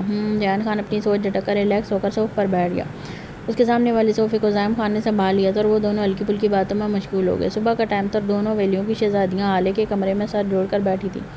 کیا کریں؟ لالا سے کیسے کہیں کل شام تک تو زاویان لالا آ جائیں گے۔ وہ تو کسی صورت بڑی حویلی رات روکنے کی اجازت نہیں دیں گے۔ وہ نے کچھ پریشانی اور اداسی سے کہا تھا۔ ان سب کو ایک ساتھ وقت گزارنے کافی عرصہ ہو گیا تھا۔ ان کا ارادہ بڑی حویلی میں اکٹھے ہو کر گرلز نائٹ کرنے کا ارادہ تھا لیکن مسئلہ یہ تھا کہ رحیم خان سے کیسے بات کریں۔ انہیں لگ رہا تھا کہ رحیم خان فوراً اور حالے کو جانے سے انکار کر دے گا۔ کل شام تک زاویان خان نے حویلی واپس آ جانا تھا۔ رحیم خان کے تو پھر بھی اجازت دینے کے چانسز تھے لیکن زاویان خان نے تو سنتے ہی پہلی فرصت میں انکار کر دینا تھا۔ پلاننگ کرنے کے لیے روحا اور زویا آج خود صبح جلدی خان حویلی آ گئی تھی تاکہ وہ کچھ پلان کر سکیں۔ زائم لالا سے کہیں شاید وہ رحیم لالا کو بنانے میں ہیلپ کر دیں۔ اور نے چٹکی بجا کر آئیڈیا دیا تھا لیکن زائم لالا سے بات کون اور کیسے کرے گا؟ حالے کے سوال پر اور کی ایکسائٹمنٹ کم ہوئی تھی اور وہ دوبارہ سر اپنے ہاتھوں میں گرا کر اپنا دماغ دوڑانے لگی۔ وہ سب سوچنے مصروف تھی کہ کیا کیا جائے۔ اچانک زویا کی نظر روحا پر پڑی جس کے گال دہک رہے تھے۔ زویا اپنی بہن کو دیکھ کر حیران ہوئی تھی جو بلا وجہ سرخ ہو رہی تھی لیکن پھر اسے یاد آیا کہ وہ سب ابھی زائم خان کا ذکر کر رہی تھی، یعنی اس کی معصوم بہن اپنی منکو کا نام سننے سے ہی سرخ گلاب بن جاتی ہے۔ روحا کو اپنا آپ شرماتا دیکھ زویا کے چہرے پر ایک کمینی سی مسکراہٹ چھائی تھی۔ ہم زائم لالا سے ہی بات کریں گے بلکہ انہیں آرڈر دیں گے کہ ہماری بات مانی جائے، زویا نے چہکتے ہوئے کہا۔ لیکن دیدہ کیسے کریں گے اور ہم آرڈر کیسے دے سکتے ہیں؟ وہ نے منہ پھلاتے ہوئے پوچھا تھا۔ ہماری لال پری ہے نا؟ زویا نے روحا کے کندھوں پر بازو پھیلاتے ہوئے اور حالے کو اس کی طرف متوجہ کیا تھا۔ روحا زویا کے اس طرح خود کو نشانہ بنانے پر ٹھٹکی تھی۔ کیا میں؟ روحا نے حیرانگی سے خود کی طرف اشارہ کرتے ہوئے تصدیق چاہی تھی۔ جی جان آپ؟ زویا نے سر ہلاتے ہوئے حامی بھری تھی۔ لیکن میں کیسے؟ روحا نے اپنی انگلیاں مروڑتے ہوئے پوچھا تھا۔ پیروں سے چل کے جاؤ اور منہ سے بول کر سمپل۔ وہ نے سر ہلاتے ہوئے اپنی طرف سے بڑی پتے والی بات بتائی تھی۔ اور کی بات پر حالے اور زویا کی ہنسی چھوٹی تھی جبکہ روحا نے اپنی اسے شدید گوری سے نوازا تھا۔ دیدہ آپ نہیں چاہتی آج کی رات میں اور عور آپ کی حویلی میں آپ کے ساتھ گزاریں؟ حالے نے چہرے پر معصومیت سجا کر روحا کا ہاتھ پکڑ کر کہا تھا۔ زویا اطمینان سے حالے کی ایکٹنگ ملاحظہ کاری تھی۔ چاہتی ہوں، لیکن زائم سے میں کیا کہوں گی؟ روحا نے نظریں چراتے ہوئے کہا تھا۔ آپ انہیں منائیں گی اور کیا؟ حالے نے آنکھیں پٹپٹائی تھیں۔ لیکن کیسے؟ روحا نے پھر سے پوچھا۔ پیار سے اور کیسے؟ عور کی زبان پر کھجلی ہوئی تھی۔ عور کی بات پر روحا سٹپٹا گئی تھی۔ نہیں، وہ نہیں مانیں گے، ہم کچھ اور سوچتے ہیں۔ روحا نے ان تینوں سے نظریں چراتے ہوئے کہا تھا۔ دیدہ آپ چاہتی ہی نہیں ہیں نا کہ میں اور عور آپ کے ساتھ ٹائم سپینڈ کریں؟ اب کی دفعہ حالے نے اپنی آواز کو جان بوجھ کر رندا ہوا ظاہر کیا تھا۔ عور نے بھی زویا کے اشارے پر مسکینوں والی شکل بنائی تھی۔ زویا ریلیکس ہو کر ان دونوں کی بلیک میلنگ دیکھ رہی تھی۔ اسے پتہ تھا اب یہ دونوں اپنی بات منوا کر ہی چھوڑیں گی۔ نہیں، ایسی بات نہیں ہے، میں چاہتی ہوں تم دونوں آج بڑی حویلی رکو۔ روحا نے ان دونوں کی رونی شکلیں دیکھ کر فوراً وضاحت دی تھی۔ پھر آپ کریں نا زائم لالا سے بات، وہ آپ کی بات ضرور مانیں گے۔ اس دفعہ اس نے معصومیت سے لبریز لہجے میں عور نے روحا کو منانے کی کوشش کی تھی۔ اچھا ٹھیک ہے، لیکن پھر تم تینوں مجھے تنگ نہیں کرو گی؟ روحا نے انگلی اٹھا کر ان تینوں کو وارن کیا تھا۔ روحا کی دھمکی سن کر تینوں نے زور زور سے نفی میں سر ہلایا تھا۔ 10 منٹ بعد وہ چاروں زائم خان کے کمرے کے باہر کھڑی تھیں۔ وہ سو رہے ہیں، چلو ہم چلتے ہیں۔ روحا زائم خان کے دروازے کے بند دروازے کو دیکھتی جلدی سے بول کر وہاں سے بھاگنے کے لیے مڑ رہی تھی کہ ان تینوں نے اسے دبوچ لیا۔ سو رہے ہیں تو آپ جگا لینا نا، عور نے شرارتی لہجے سے کہا تھا۔ سچ سمجھنے کی کوشش کرو، میں ان سے کیا کہوں گی؟ روحا نے روانسی ہوتے ہوئے کہا تھا کہ دیدہ یار، آپ تو ایسے ڈر رہی ہیں جیسے زائم لالا آپ کے نہیں بلکہ کسی اور کے شوہر ہوں۔ عور نے منہ پھلایا تھا۔ چھوڑو دیدہ، نہیں جانا چاہ رہی تو رہنے دو، خالے نے اس دفعہ سچ میں ناراض چہرے سے کہا تھا۔ جا تو رہی ہوں، روحا نے ناک سکیڑتے ہوئے کہا تھا۔ جا رہی ہوں یار، تھوڑی سی ہمت تو جمع کرنے دو، روحا نے لمبے لمبے سانس لیتے ہوئے کہا تھا۔ زائم کی پچھلی دفعہ کے ری ایکشن سے روحا کی واقعی میں جان نکل رہی تھی۔ اسے ایسے لگ رہا تھا جیسے وہ خود چل کر شیر کی گفا میں جا رہی ہو۔ روحا ابھی لمبی لمبی سانس لے رہی تھی کہ پیچھے بیزاریوں سے کھڑی زویا نے اچانک دروازہ کھول کر روحا کو اندر دھکیل کر دروازہ باہر سے بند کر لیا۔ عور اور حالے پھٹ پٹی آنکھوں سے زویا کو دیکھ رہی تھیں۔ زویا نے ان دونوں کے کھلے منہ اور پھٹی آنکھوں کو دیکھ کر مسکراتے ہوئے اپنی ایک آنکھ دبائی تھی۔ زویا کے انداز پر عور اور حالے بھی شریر پن سے مسکرانے لگی۔ روحا ابھی تک اپنی پھیلی آنکھوں کے ساتھ یہ سمجھنے کی کوشش کر رہی تھی کہ اس کے ساتھ ہوا کیا۔ زائم نے اسی وقت باتھ روم کا دروازہ کھولا اور ایک ہاتھ سے ٹاول کی مدد سے اپنے بال خشک کرتا کمرے میں آیا۔ وہ اس وقت شرٹ لیس تھا، اس نے صرف ٹراؤزر پہنا ہوا تھا۔ زائم کے جسم پر پانی کی بوندیں پورے آب و تاب سے چمک رہی تھیں۔ بال ماتھے پر بکھرے ہوئے تھے اور چہرہ کھلا کھلا سا لگ رہا تھا۔ روحا اسے زندگی میں پہلی دفعہ شرٹ لیس دیکھ کر شرم سے دوہری ہو گئی اور اس کے گال حد سے زیادہ سرخ ہو چکے تھے، لیکن پھر بھی ٹک ٹکی باندھ کر اپنے سامنے کھڑے زائم خان کو دیکھ رہی تھی۔ دیکھتی بھی کیوں نہ، اس کا حق حلال کا شوہر تھا اور تھا بھی اتنا خوبصورت۔ زائم خان کی اس پر نظر پڑی تو ایک پل کے لیے ٹھٹک کر رہ گیا اور پھر اپنے قدم روحا کی طرف بڑھا دیے۔ میری روح بی بی خان حویلی میں میرے کمرے میں کھڑی ہے، کہیں میں کھلی آنکھوں سے خواب تو نہیں دیکھ رہا؟ زائم نے اپنے ہاتھ کی پشت سے روحا کا گال سلایا تھا۔ زے نصیب، کتنا حسین اتفاق ہے۔ جب زائم کو یقین ہوا کہ روحا اس کا خواب نہیں بلکہ حقیقت میں اس کے سامنے کھڑی ہے، اسے اپنے ہاتھ سے ٹاول کا کمرے میں ایک سائڈ پر موجود صوفے پر پھینک کر روحا کی کمر کو دونوں ہاتھوں سے جکڑ گیا۔ آج مجھ پر اتنی بڑی مہربانی کیسے؟ زائم خان نے روحا کو آنکھوں میں دیکھتے ہوئے پوچھا تھا۔ روحا نے کچھ بولنا چاہا لیکن زائم خان نے اس کے ہونٹوں پر انگلی رکھ کے پہلے مجھے میری روح بیبی کی موجودگی محسوس تو کرنے دو، زائم نے خمار آلود لہجے میں کہا تھا۔ زائم کے خمار آلود لہجے کو محسوس کرتے روحا کی حیا سے آنکھیں جھکی تھیں۔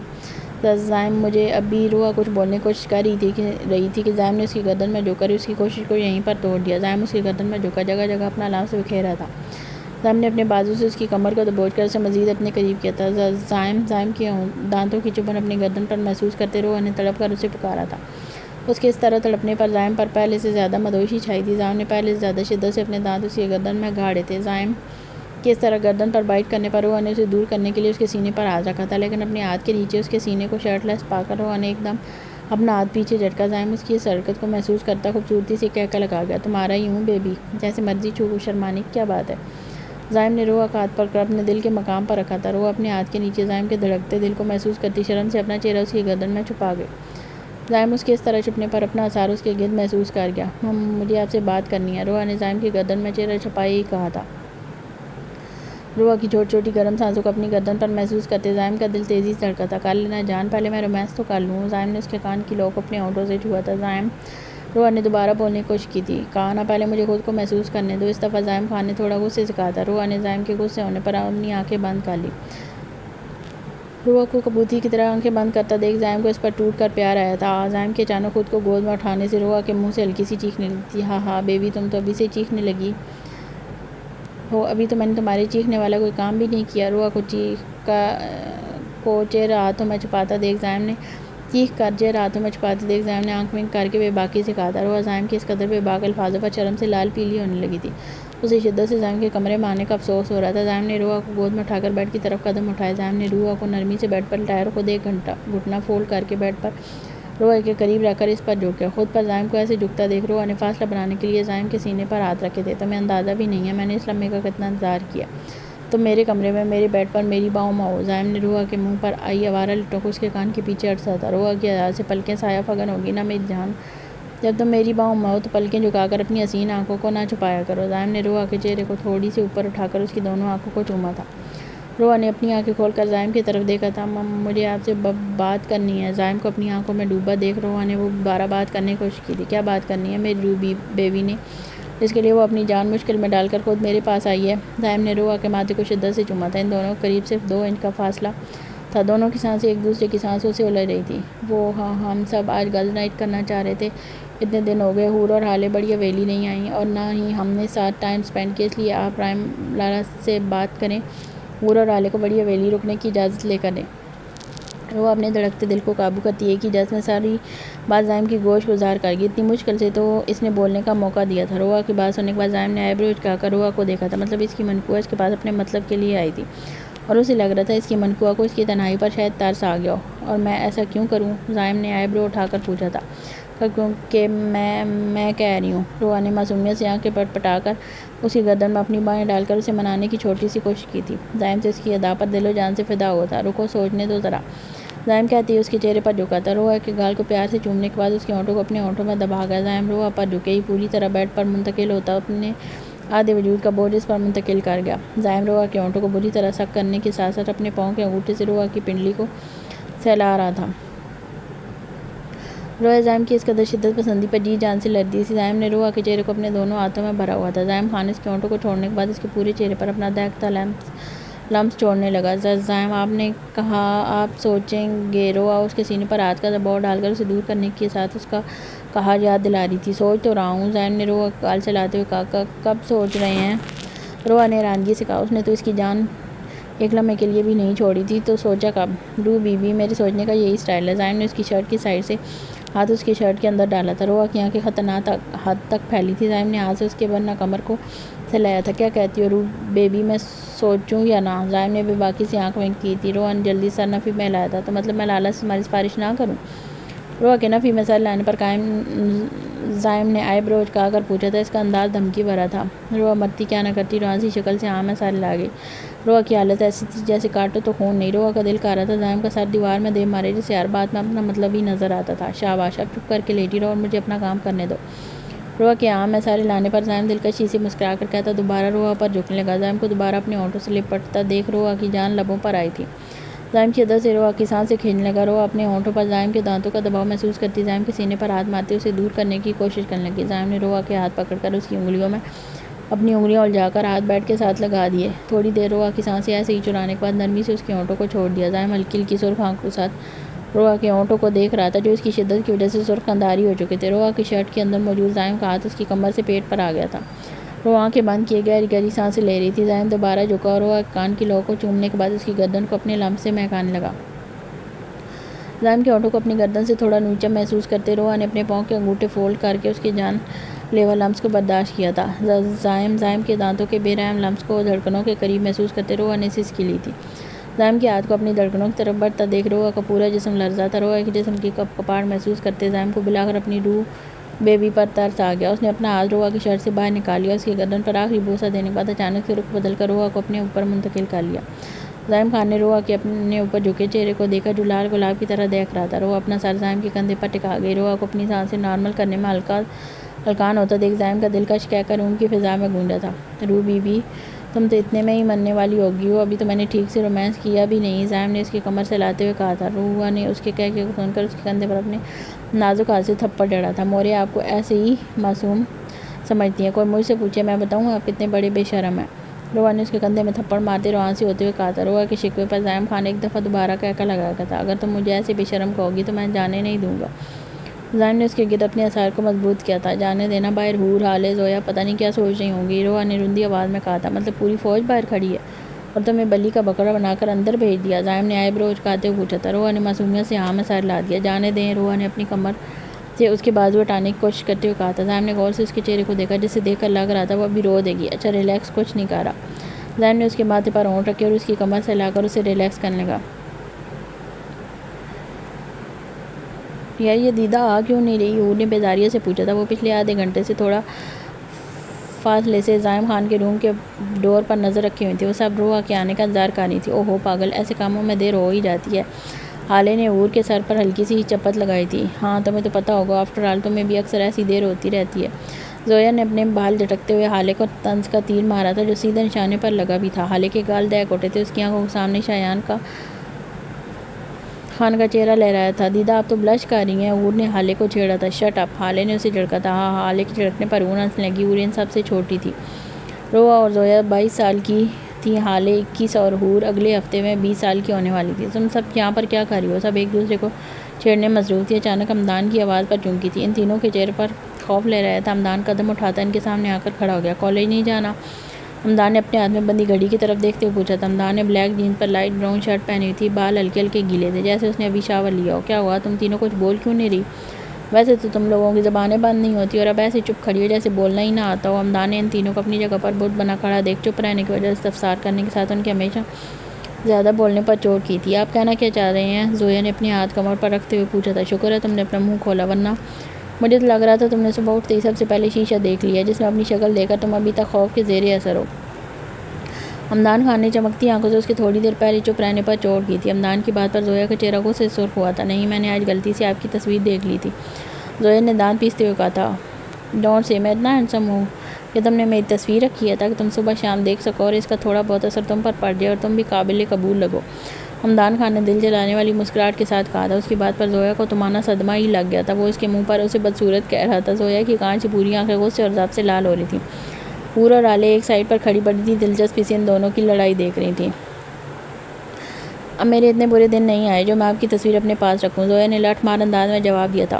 ابھی حمدان کو جواب دیتا اس سے پہلے ہی حمدان کے کان کو کسی نے پکڑ کر مروڑا تھا۔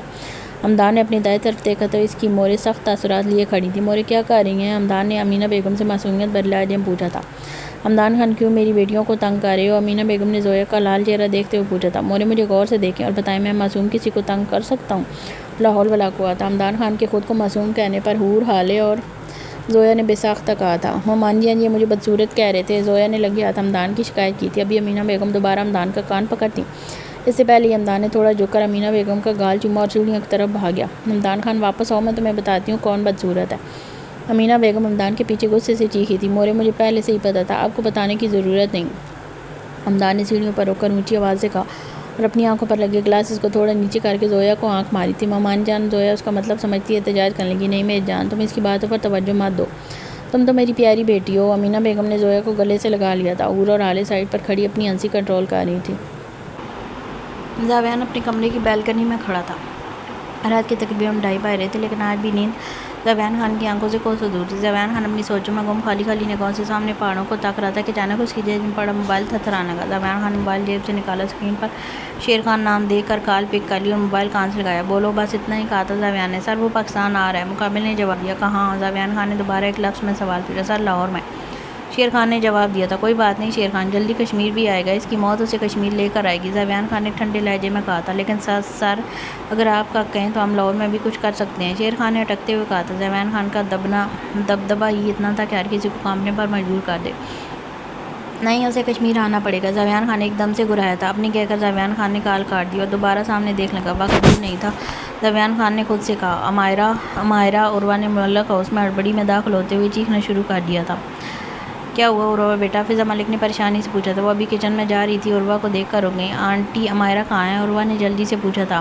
یہیں ہے بیٹا۔ کیا ہوا؟ تم پریشان لگ رہی ہو، فضا ملک نے عروہ کا جائزہ لیتے ہوئے پوچھا تھا۔ انہیں وہ کچھ پریشان لگی تھی۔ نہیں آنٹی، ایسی کوئی بات نہیں، مجھے امائرہ کو کالج کے بارے میں کچھ انفارم کرنا تھا، اس لیے عروہ نے اپنے بالوں کو کان کے پیچھے اڑستے ہوئے ادھر ادھر دیکھتے کہا تھا۔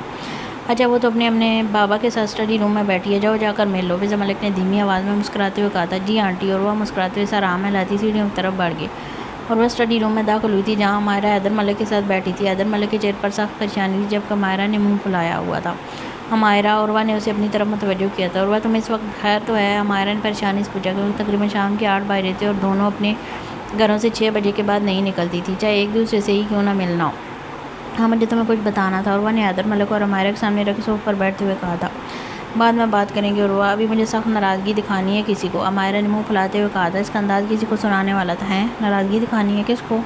عروہ نے حیرانگی سے پوچھا تھا، اسے کچھ سمجھ نہیں آئی تھی۔ کچھ لوگوں کو جو مجھ سے بالکل بھی پیار نہیں کرتے، عمائرہ نے روٹھے پن سے کہا تھا۔ لوگ پیار تو بہت کرتے ہیں لیکن پھر دوسرے لوگ ضد بھی تو ایسے کرتے ہیں نا جو پوری نہیں کی جا سکتی۔ حیدر ملک نے عمائرہ کے انداز پر مسکراتے ہوئے کہا تھا، ایسی کوئی ضد نہیں ہوتی جو پوری نہ کی جا سکے مسٹر ملک، عمائرہ نے جتاتے ہوئے کہا تھا۔ عروہ نے پہلے عمائرہ کو دیکھا اور پھر حیدر ملک کو۔ اب وہ سمجھ گئی تھی یقیناً کسی بات پر عمائرہ حیدر ملک سے ناراض تھی۔ فضا ملک بھی اسٹڈی روم میں ہی آ گئی تھی۔ کھانا لگ گیا، آ جائیں سب کھانا کھا لیں، باتیں بعد میں کریں گے، اور عروہ بیٹا تم بھی آ جاؤ، فضا ملک نے نرمی سے کہا تھا۔ آنٹی یہاں پر جنگ چل رہی ہے اور آپ کو کھانے کی پڑی ہے، عروہ نے ہاتھ اٹھاتے ہوئے کہا تھا۔ کیا مطلب؟ فضا ملک نے حیرانگی سے پوچھا۔ انہوں نے ابھی تک عمائرہ اور حیدر ملک کی طرف متوجہ نہیں دی تھی۔ عروہ نے آنکھیں اچکا کر حیدر ملک اور عمائرہ کی طرف اشارہ کیا تھا۔ فضا ملک نے اپنی بیٹی اور شوہر کی طرف دیکھا جہاں ان کی بیٹی منہ پھلا کر سینے پر ہاتھ باندھے ایک طرف منہ کر کے بیٹھی تھی، جبکہ حیدر ملک کے چہرے پر صرف پریشانی واضح ہو رہی تھی۔ فضا ملک کو عمائرہ کے چہرے سے ہی پتہ چل گیا تھا یقیناً دونوں باپ بیٹی میں سخت ناراضگی چل رہی ہے۔ عمائرہ بیٹا کیا ہوا؟ منہ کیوں سجایا ہوا ہے؟ فضا ملک نے عمائرہ کو دیکھتے ہوئے اس سے ناراضگی کی وجہ پوچھی تھی۔ مام بابا مجھ سے بالکل بھی پیار نہیں کرتے، عمائرہ نے سوری سے آواز سے کہا۔ ہوا کیا ہے؟ فضا ملک نے دوبارہ پوچھا۔ مام میں نے بابا سے بس اتنا کہا کہ ہم سب فیملی ٹرپ پر چلتے ہیں اور عروہ کو بھی ساتھ لے کر جائیں گے۔ بابا مجھے ڈانٹنے لگ پڑے، کہنے لگے نہیں ہم نہیں جا سکتے، یہ بھی بھلا کوئی بات ہوئی، میری ساری دوستیں فیملی ٹرپ پر جاتی ہیں، عمائرہ نے ہاتھ اٹھا کر نہایت معصومانہ انداز میں کہا تھا۔ بابا کی جان میری پیاری بیٹی، تو میں نے کب منع کیا ہے؟ میں تو کہہ رہا ہوں ہم فیملی ٹرپ پر چلتے ہیں، لیکن آپ ایک ہی جگہ کی ضد کر رہی ہیں۔ حیدر ملک نے عمائرہ کے کندھوں پر اپنا بازو پھیلا کر اسے اپنے انحصار میں لیا تھا۔ نہیں بابا جان، آپ کو پتہ ہے نا مجھے کشمیر کتنا پسند ہے، اگر ہم جائیں گے تو کشمیر ہی جائیں گے، عمائرہ نے ضدی انداز میں کہا تھا۔ اس دفعہ اس کا ارادہ پختہ تھا، اسے کشمیر جانا تھا تو جانا تھا۔ عمائرہ اگر تمہارے بابا کہہ رہے ہیں تو تمہیں ان کی بات ماننی چاہیے، فضا ملک نے تھوڑی سختی سے کہا تھا۔ آپ لوگ مجھ سے پیار ہی نہیں کرتے، میر کو بھی تو نہیں روکتے، وہ اتنی دفعہ کشمیر جا چکا ہے، بس مجھے ہی نہیں جانے دیتے، حالانکہ آپ لوگوں کو پتہ بھی ہے مجھے وہ جگہ کتنی پسند ہے۔ مجھے لگتا ہے میں آپ کی بیٹی ہی نہیں ہوں، اس لیے میری کوئی بات نہیں مانتے۔ عمائرہ کی آنکھوں میں آنسو چمکے تھے۔ عمائرہ کی بات سن کر حیدر ملک اور فضا ملک کے چہروں پر سایہ سا لہرایا تھا۔ عمائرہ، فضا ملک نے اسے کافی سختی سے ٹوکا تھا، جبکہ حیدر ملک اپنی جگہ پر جیسے پتھر ہی بن گئے تھے، ان کو اپنا وجود کسی کھائی میں جاتا ہوا محسوس ہو رہا تھا۔ معاملے کو سیریس ہوتا دیکھ عروہ کے چہرے پر بھی پریشانی کے تاثرات چھائے تھے۔ فضا ملک کے ٹوکنے پر عمائرہ کو اپنے الفاظوں کا احساس ہوا تھا۔ اس نے فوراً مڑ کر اپنے بابا کے چہرے کی طرف دیکھا۔ حیدر ملک عمائرہ سے بہت محبت کرتے تھے، وہ کسی کے منہ سے یہ الفاظ برداشت نہیں کرتے تھے کہ عمائرہ ان کی بیٹی نہیں، چاہے پھر وہ مذاق ہی کیوں نہ ہو۔ حالانکہ شاہ کے ساتھ ساتھ وہ اپنے اتنے پوزیسو نہیں تھے۔ کبھی کبھی عمائرہ کے ساتھ ٹیم بنا کر شاہ کو چھیڑنے کے لیے وہ کہہ دیتے تھے کہ انہوں نے شاہ کو کچے کے ڈبے سے اٹھایا تھا، لیکن اگر یہی بات عمائرہ پر آئے تو وہ یہ الفاظ دل پر لے لیتے تھے۔ سوری بابا، عمائرہ نے ڈرتے ہوئے کہا تھا۔ اسے ڈر تھا کہ حیدر ملک یہ بات دل پر لے کر طبیعت خراب نہ کر لے۔ حیدر ملک بلڈ پریشر کے مریض تھے۔ حیدر ملک عمائرہ کے پاس سے اٹھ گئے اور چپ کر کے اپنے کمرے کی طرف چلے گئے۔ عمائرہ کتنی دفعہ کہا اپنے بابا کو ایسے نہ کہا کرو، انہیں برا لگ جاتا ہے۔ اب ہو گئے نہ ناراض، انہوں نے کھانا بھی نہیں کھایا۔ فضا ملک نے اسے ڈانٹا تھا۔ فضا ملک کی ڈانٹ سننے کے بعد عمائرہ کے لیے اپنے آنسو کنٹرول کرنا مشکل ہو گیا تھا۔ فضا ملک 2 منٹ تک اس کا چہرہ دیکھتی نہیں، پھر چل کر اس کے پاس آ بیٹھی، اسے گلے سے لگا لیا۔ فضا ملک کے گلے لگاتے ہی عمائرہ رونے لگ پڑی۔ سوری مام، میں نے غصے میں کہہ دیا، میرا وہ مطلب نہیں تھا، عمائرہ نے وضاحت دینا ضروری سمجھا تھا۔ کوئی بات نہیں جان، تمہارے بابا تم سے بہت پیار کرتے ہیں، جلدی مان جائیں گے، جاؤ جا کر انہیں منا لو۔ فضا ملک نے اس کے آنسو صاف کرتے ہوئے نرمی سے کہا تھا۔ مام بابا مجھے کشمیر کیوں نہیں جانے دیتے؟ عمائرہ نے اپنی ماں کے چہرے کو دیکھتے ہوئے اداسی سے پوچھا تھا۔ کچھ چیزیں ضروری ہوتی ہیں عمائرہ، تمہارے بابا تم سے بہت محبت کرتے ہیں اور تمہیں پتہ ہے نا کشمیر کتنا خطرناک ہے، وہ بس ڈرتے ہیں۔ فضا ملک نے اسے پیار سمجھایا تھا۔ میں بچی تو نہیں ہوں، عمائرہ نے بس سوری سی شکل بنا کر کہا تھا۔ عمائرہ کے انداز پر فضا ملک مسکرانے لگی۔ جی میری بیٹی بہت بڑی ہوگی، اب جاؤ جا کر پہلے اپنے بابا کو مناؤ، پھر ساتھ مل کر کھانا کھائیں گے۔ فضا ملک نے اس کے بال سنوارتے ہوئے کہا تھا۔ آپ کھانا لگائیں، میں مسٹر ملک کو بھی ابھی لے کر آتی ہوں، میں دیکھتی ہوں کیسے وہ کھانا نہیں کھاتے۔ عمائرہ بھی مسکراتے ہوئے اٹھی اور دروازے کی طرف چل پڑی۔ عمائرہ کے باہر جانے کے بعد فضا ملک مسکرانے لگی تھی۔ اور بیٹا عروہ، ہم چل کر ڈائننگ ٹیبل پر کھانا لگاتے ہیں، میں دونوں باپ بیٹی کا تو یہ روز کا کام ہے، یہ دونوں ایک دوسرے سے زیادہ دیر تک ناراض نہیں رہ سکتے، دیکھنا تھوڑی دیر بعد دونوں ہنستے ہوئے ڈائننگ ٹیبل پر آ جائیں گے۔ فضا ملک نے عروہ کو اپنے ساتھ لگایا تھا۔ عروہ نے فضا ملک کے ساتھ لا کر اپنی آنکھیں موندی تھی، اس کا دل عجیب سا ہو رہا تھا۔ عمائرہ نے تھوڑی سا دروازہ کھول کر اندر جھانکا تھا۔ حیدر ملک بیڈ پر بیٹھے تھے، ان کے ساتھ میں ایک سگریٹ تھی، جبکہ چہرے پر سخت پریشانی کے تاثرات تھے۔ عمائرہ نے ان کو سگریٹ نوشی کرتے دیکھ تعصب سے سر جھٹکا تھا اور اندر داخل ہو گئی۔ عمائرہ نے حیدر ملک کے پاس پہنچ کر ان کے ہاتھ سے سگریٹ لی اور فرش پر پھینک کر اپنے پاؤں سے مسل لی۔ بابا یہ بے وفائی نہ کیا کریں، اگر ہماری تھوڑی سی لڑائی ہو جائے تو اس کا مطلب یہ نہیں کہ آپ ناراض ہو کر سگریٹ پینے لگ جائیں۔ عمائرہ نے ناک سکیڑتے ہوئے کہا تھا، لیکن حیدر ملک نے نہ تو عمائرہ کی طرف دیکھا تھا اور نہ ہی اس کی کسی بات کا جواب دیا تھا۔ عمائرہ بیڈ پر حیدر ملک کے برابر بیٹھ گئی اور ان کے کندھے پر سر ٹیک دیا۔ آئی ایم سوری بابا، آئی ایم ریئلی سوری، میں دوبارہ ایسا نہیں کہوں گی، میں بس غصے میں تھی اور جذباتی پن میں کہہ گئی۔ امیر صحیح کہتا ہے، میں ہوں ہی بیوقوف، مجھے پتہ ہی نہیں چلتا میں کیا کہہ دیتی ہوں۔ سوری نا، عمائرہ نے بہت سے لاڈ سے کہا تھا، لیکن حیدر ملک نے ابھی بھی کوئی جواب نہیں دیا تھا۔ عمائرہ نے ان کے چہرے کی طرف دیکھا جہاں ابھی بھی ناراضگی واضح تھی۔ بابا اگر آپ نے مجھ سے بات نہ کی نا تو میں رونے لگ جانا ہے، عمائرہ نے رندی آواز میں کہا تھا۔ اس سے حیدر ملک کی ناراضگی برداشت نہیں ہوتی تھی، نہ ہی حیدر ملک سے عمائرہ کی ناراضگی برداشت ہوتی تھی۔ عمائرہ کی دھمکی پر حیدر ملک نے اس کی طرف دیکھا تھا اور اسے اپنے ساتھ لگا لیا۔ میری بیٹی بہت بہادر ہے، ایسے ہی نہیں روتی۔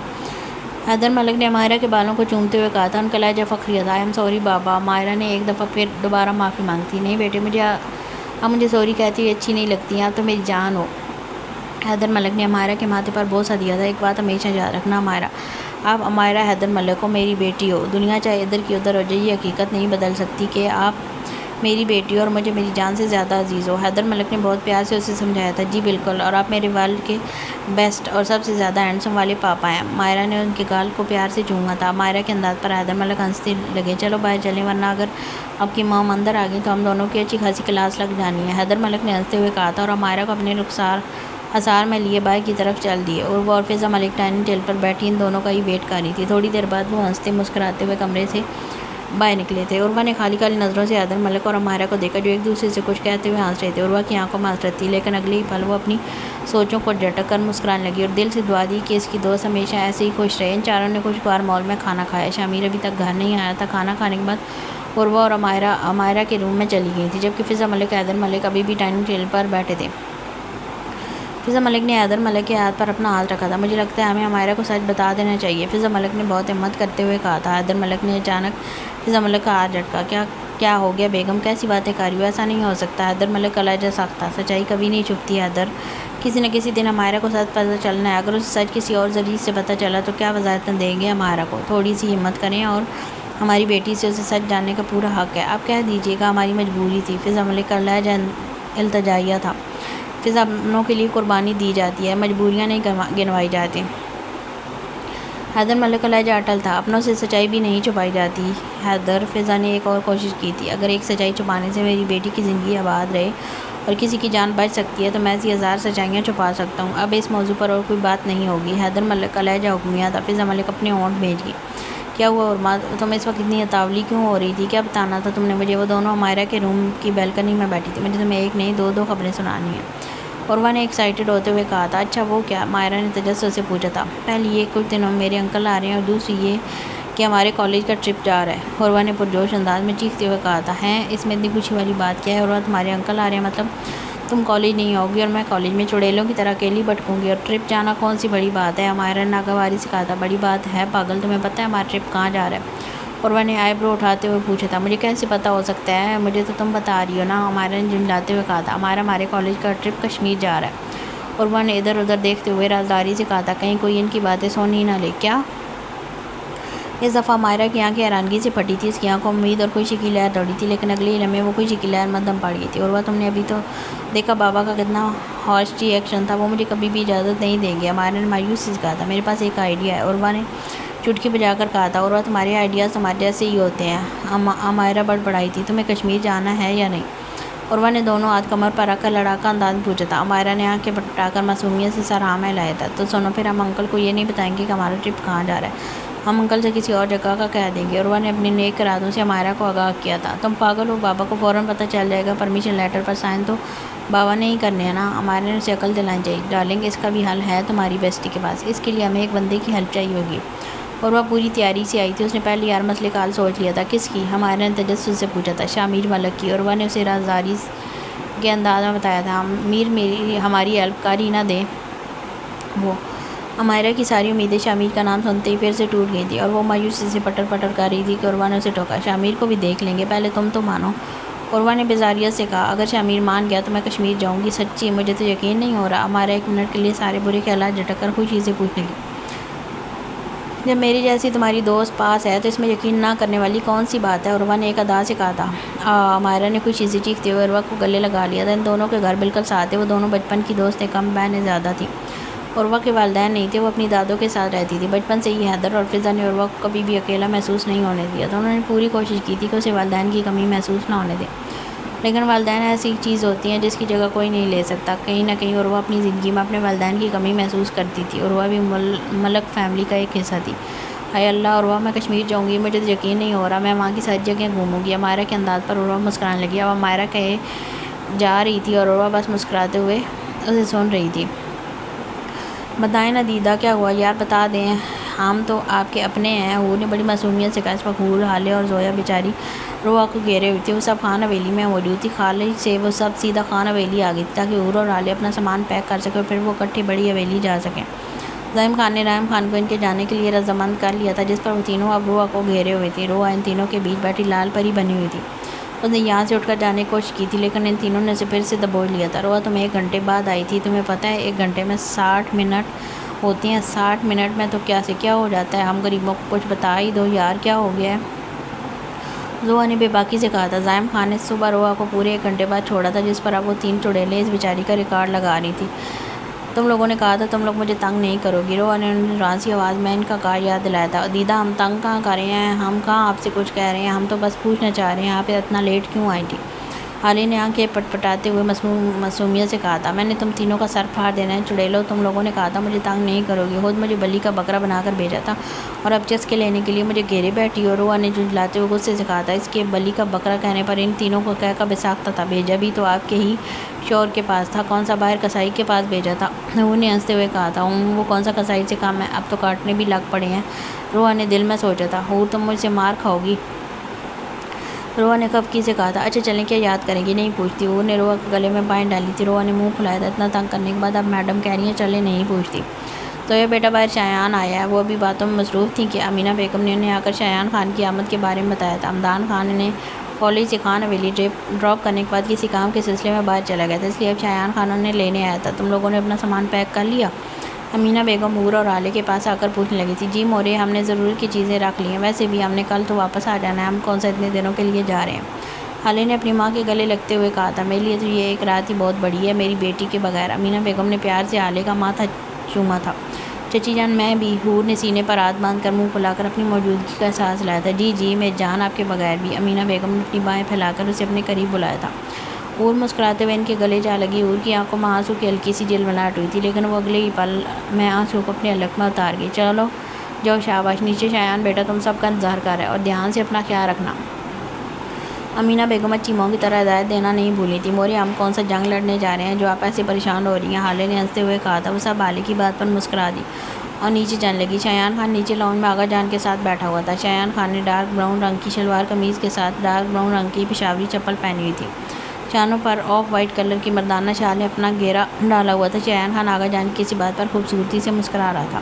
سیڑھیوں سے نیچے اترتی حالے کا دل ایک دم شایان خان کو دیکھ کر دھڑکا تھا۔ نیلی بڑی آنکھیں، کشادہ پیشانی، کھڑی مغرور ناک، تیکھے نقوش پٹھانی سرخ و سفید رنگت، چہرے پر سجی سنہری گھنی بیٹ، گھنے مونچھوں تلے بھرے بھرے سرخ لب کے ساتھ شایان خان بے شک بہت خوبصورت مرد تھا۔ حالے دھڑکتے دل کے ساتھ شایان خان کی مسکراتی ہوئی نیلی آنکھوں کو دیکھ رہی تھی۔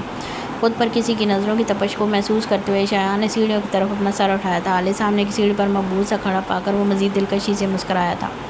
شایان خان نے بھی حالے کو ایک گہری نظر سے دیکھا تھا۔ شایان کے یوں دیکھنے پر حالے سٹپٹا گئی، جبکہ ان کی نظروں کا یہ تبادلہ زویا اور حور نے بخوبی نوٹ کیا تھا، جو اب معنی خیزی سے مسکرا رہی تھی۔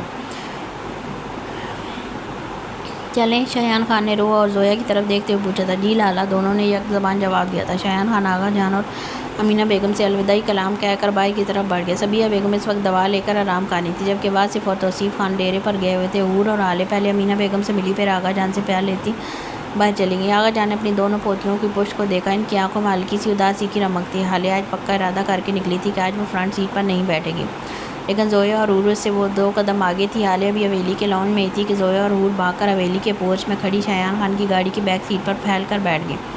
عروہ بھی جلدی سے تیز قدم اٹھاتی ہوئی پچھلی سیٹ پر بیٹھ گیا۔ وہ تینوں کمینی سی مسکراہٹ کے ساتھ حالے کو معنی خیز نظروں سے دیکھ رہی تھی۔ چلیں، حالے ابھی ان تینوں کو ڈبڈبائی آنکھوں سے دیکھ رہی تھی کہ اپنے پیچھے شایان خان کی آواز سن کر بنا مڑے جلدی سے جا کر گاڑی کی پیسنجر سیٹ پر بیٹھ گئی۔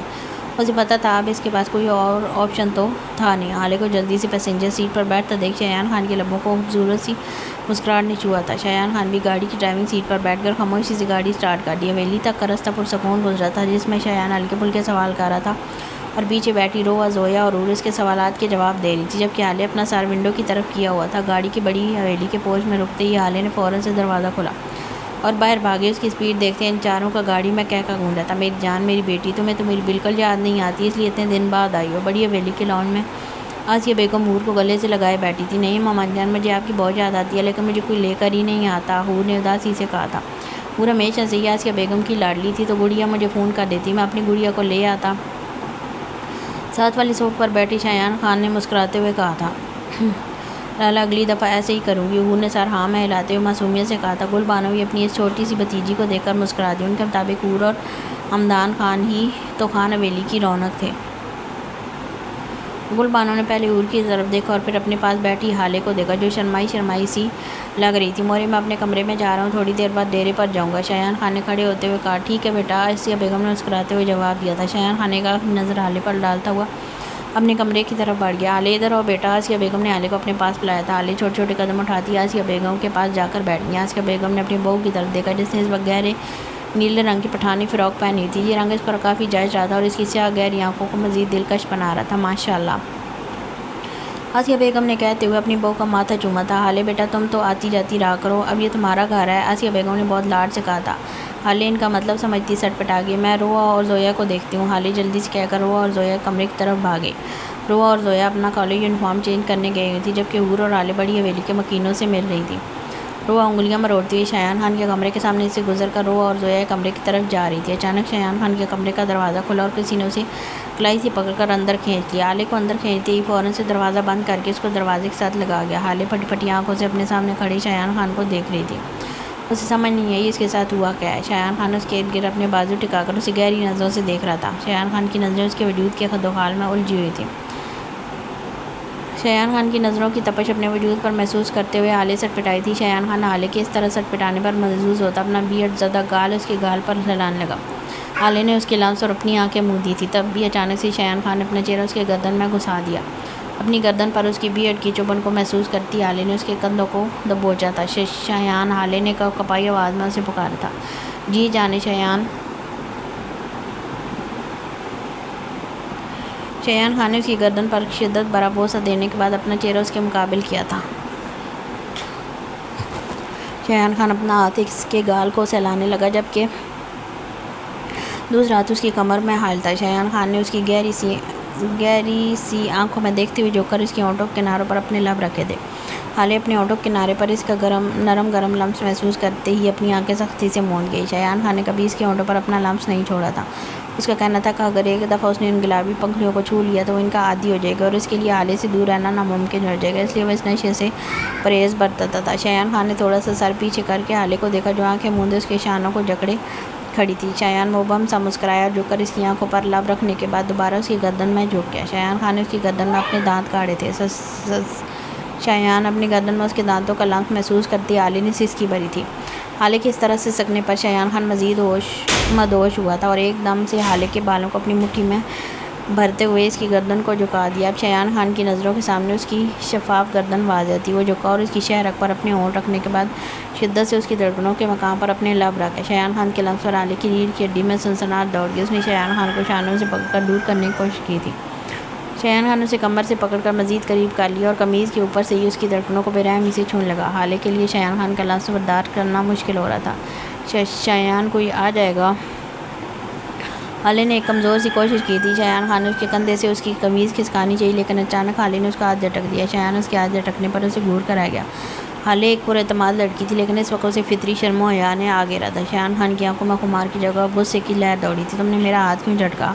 شایان خان نے چیختے ہوئے کہا تھا۔ شایان خان کے غصے سے حالے نے سہم کر آنکھیں بند کر لی۔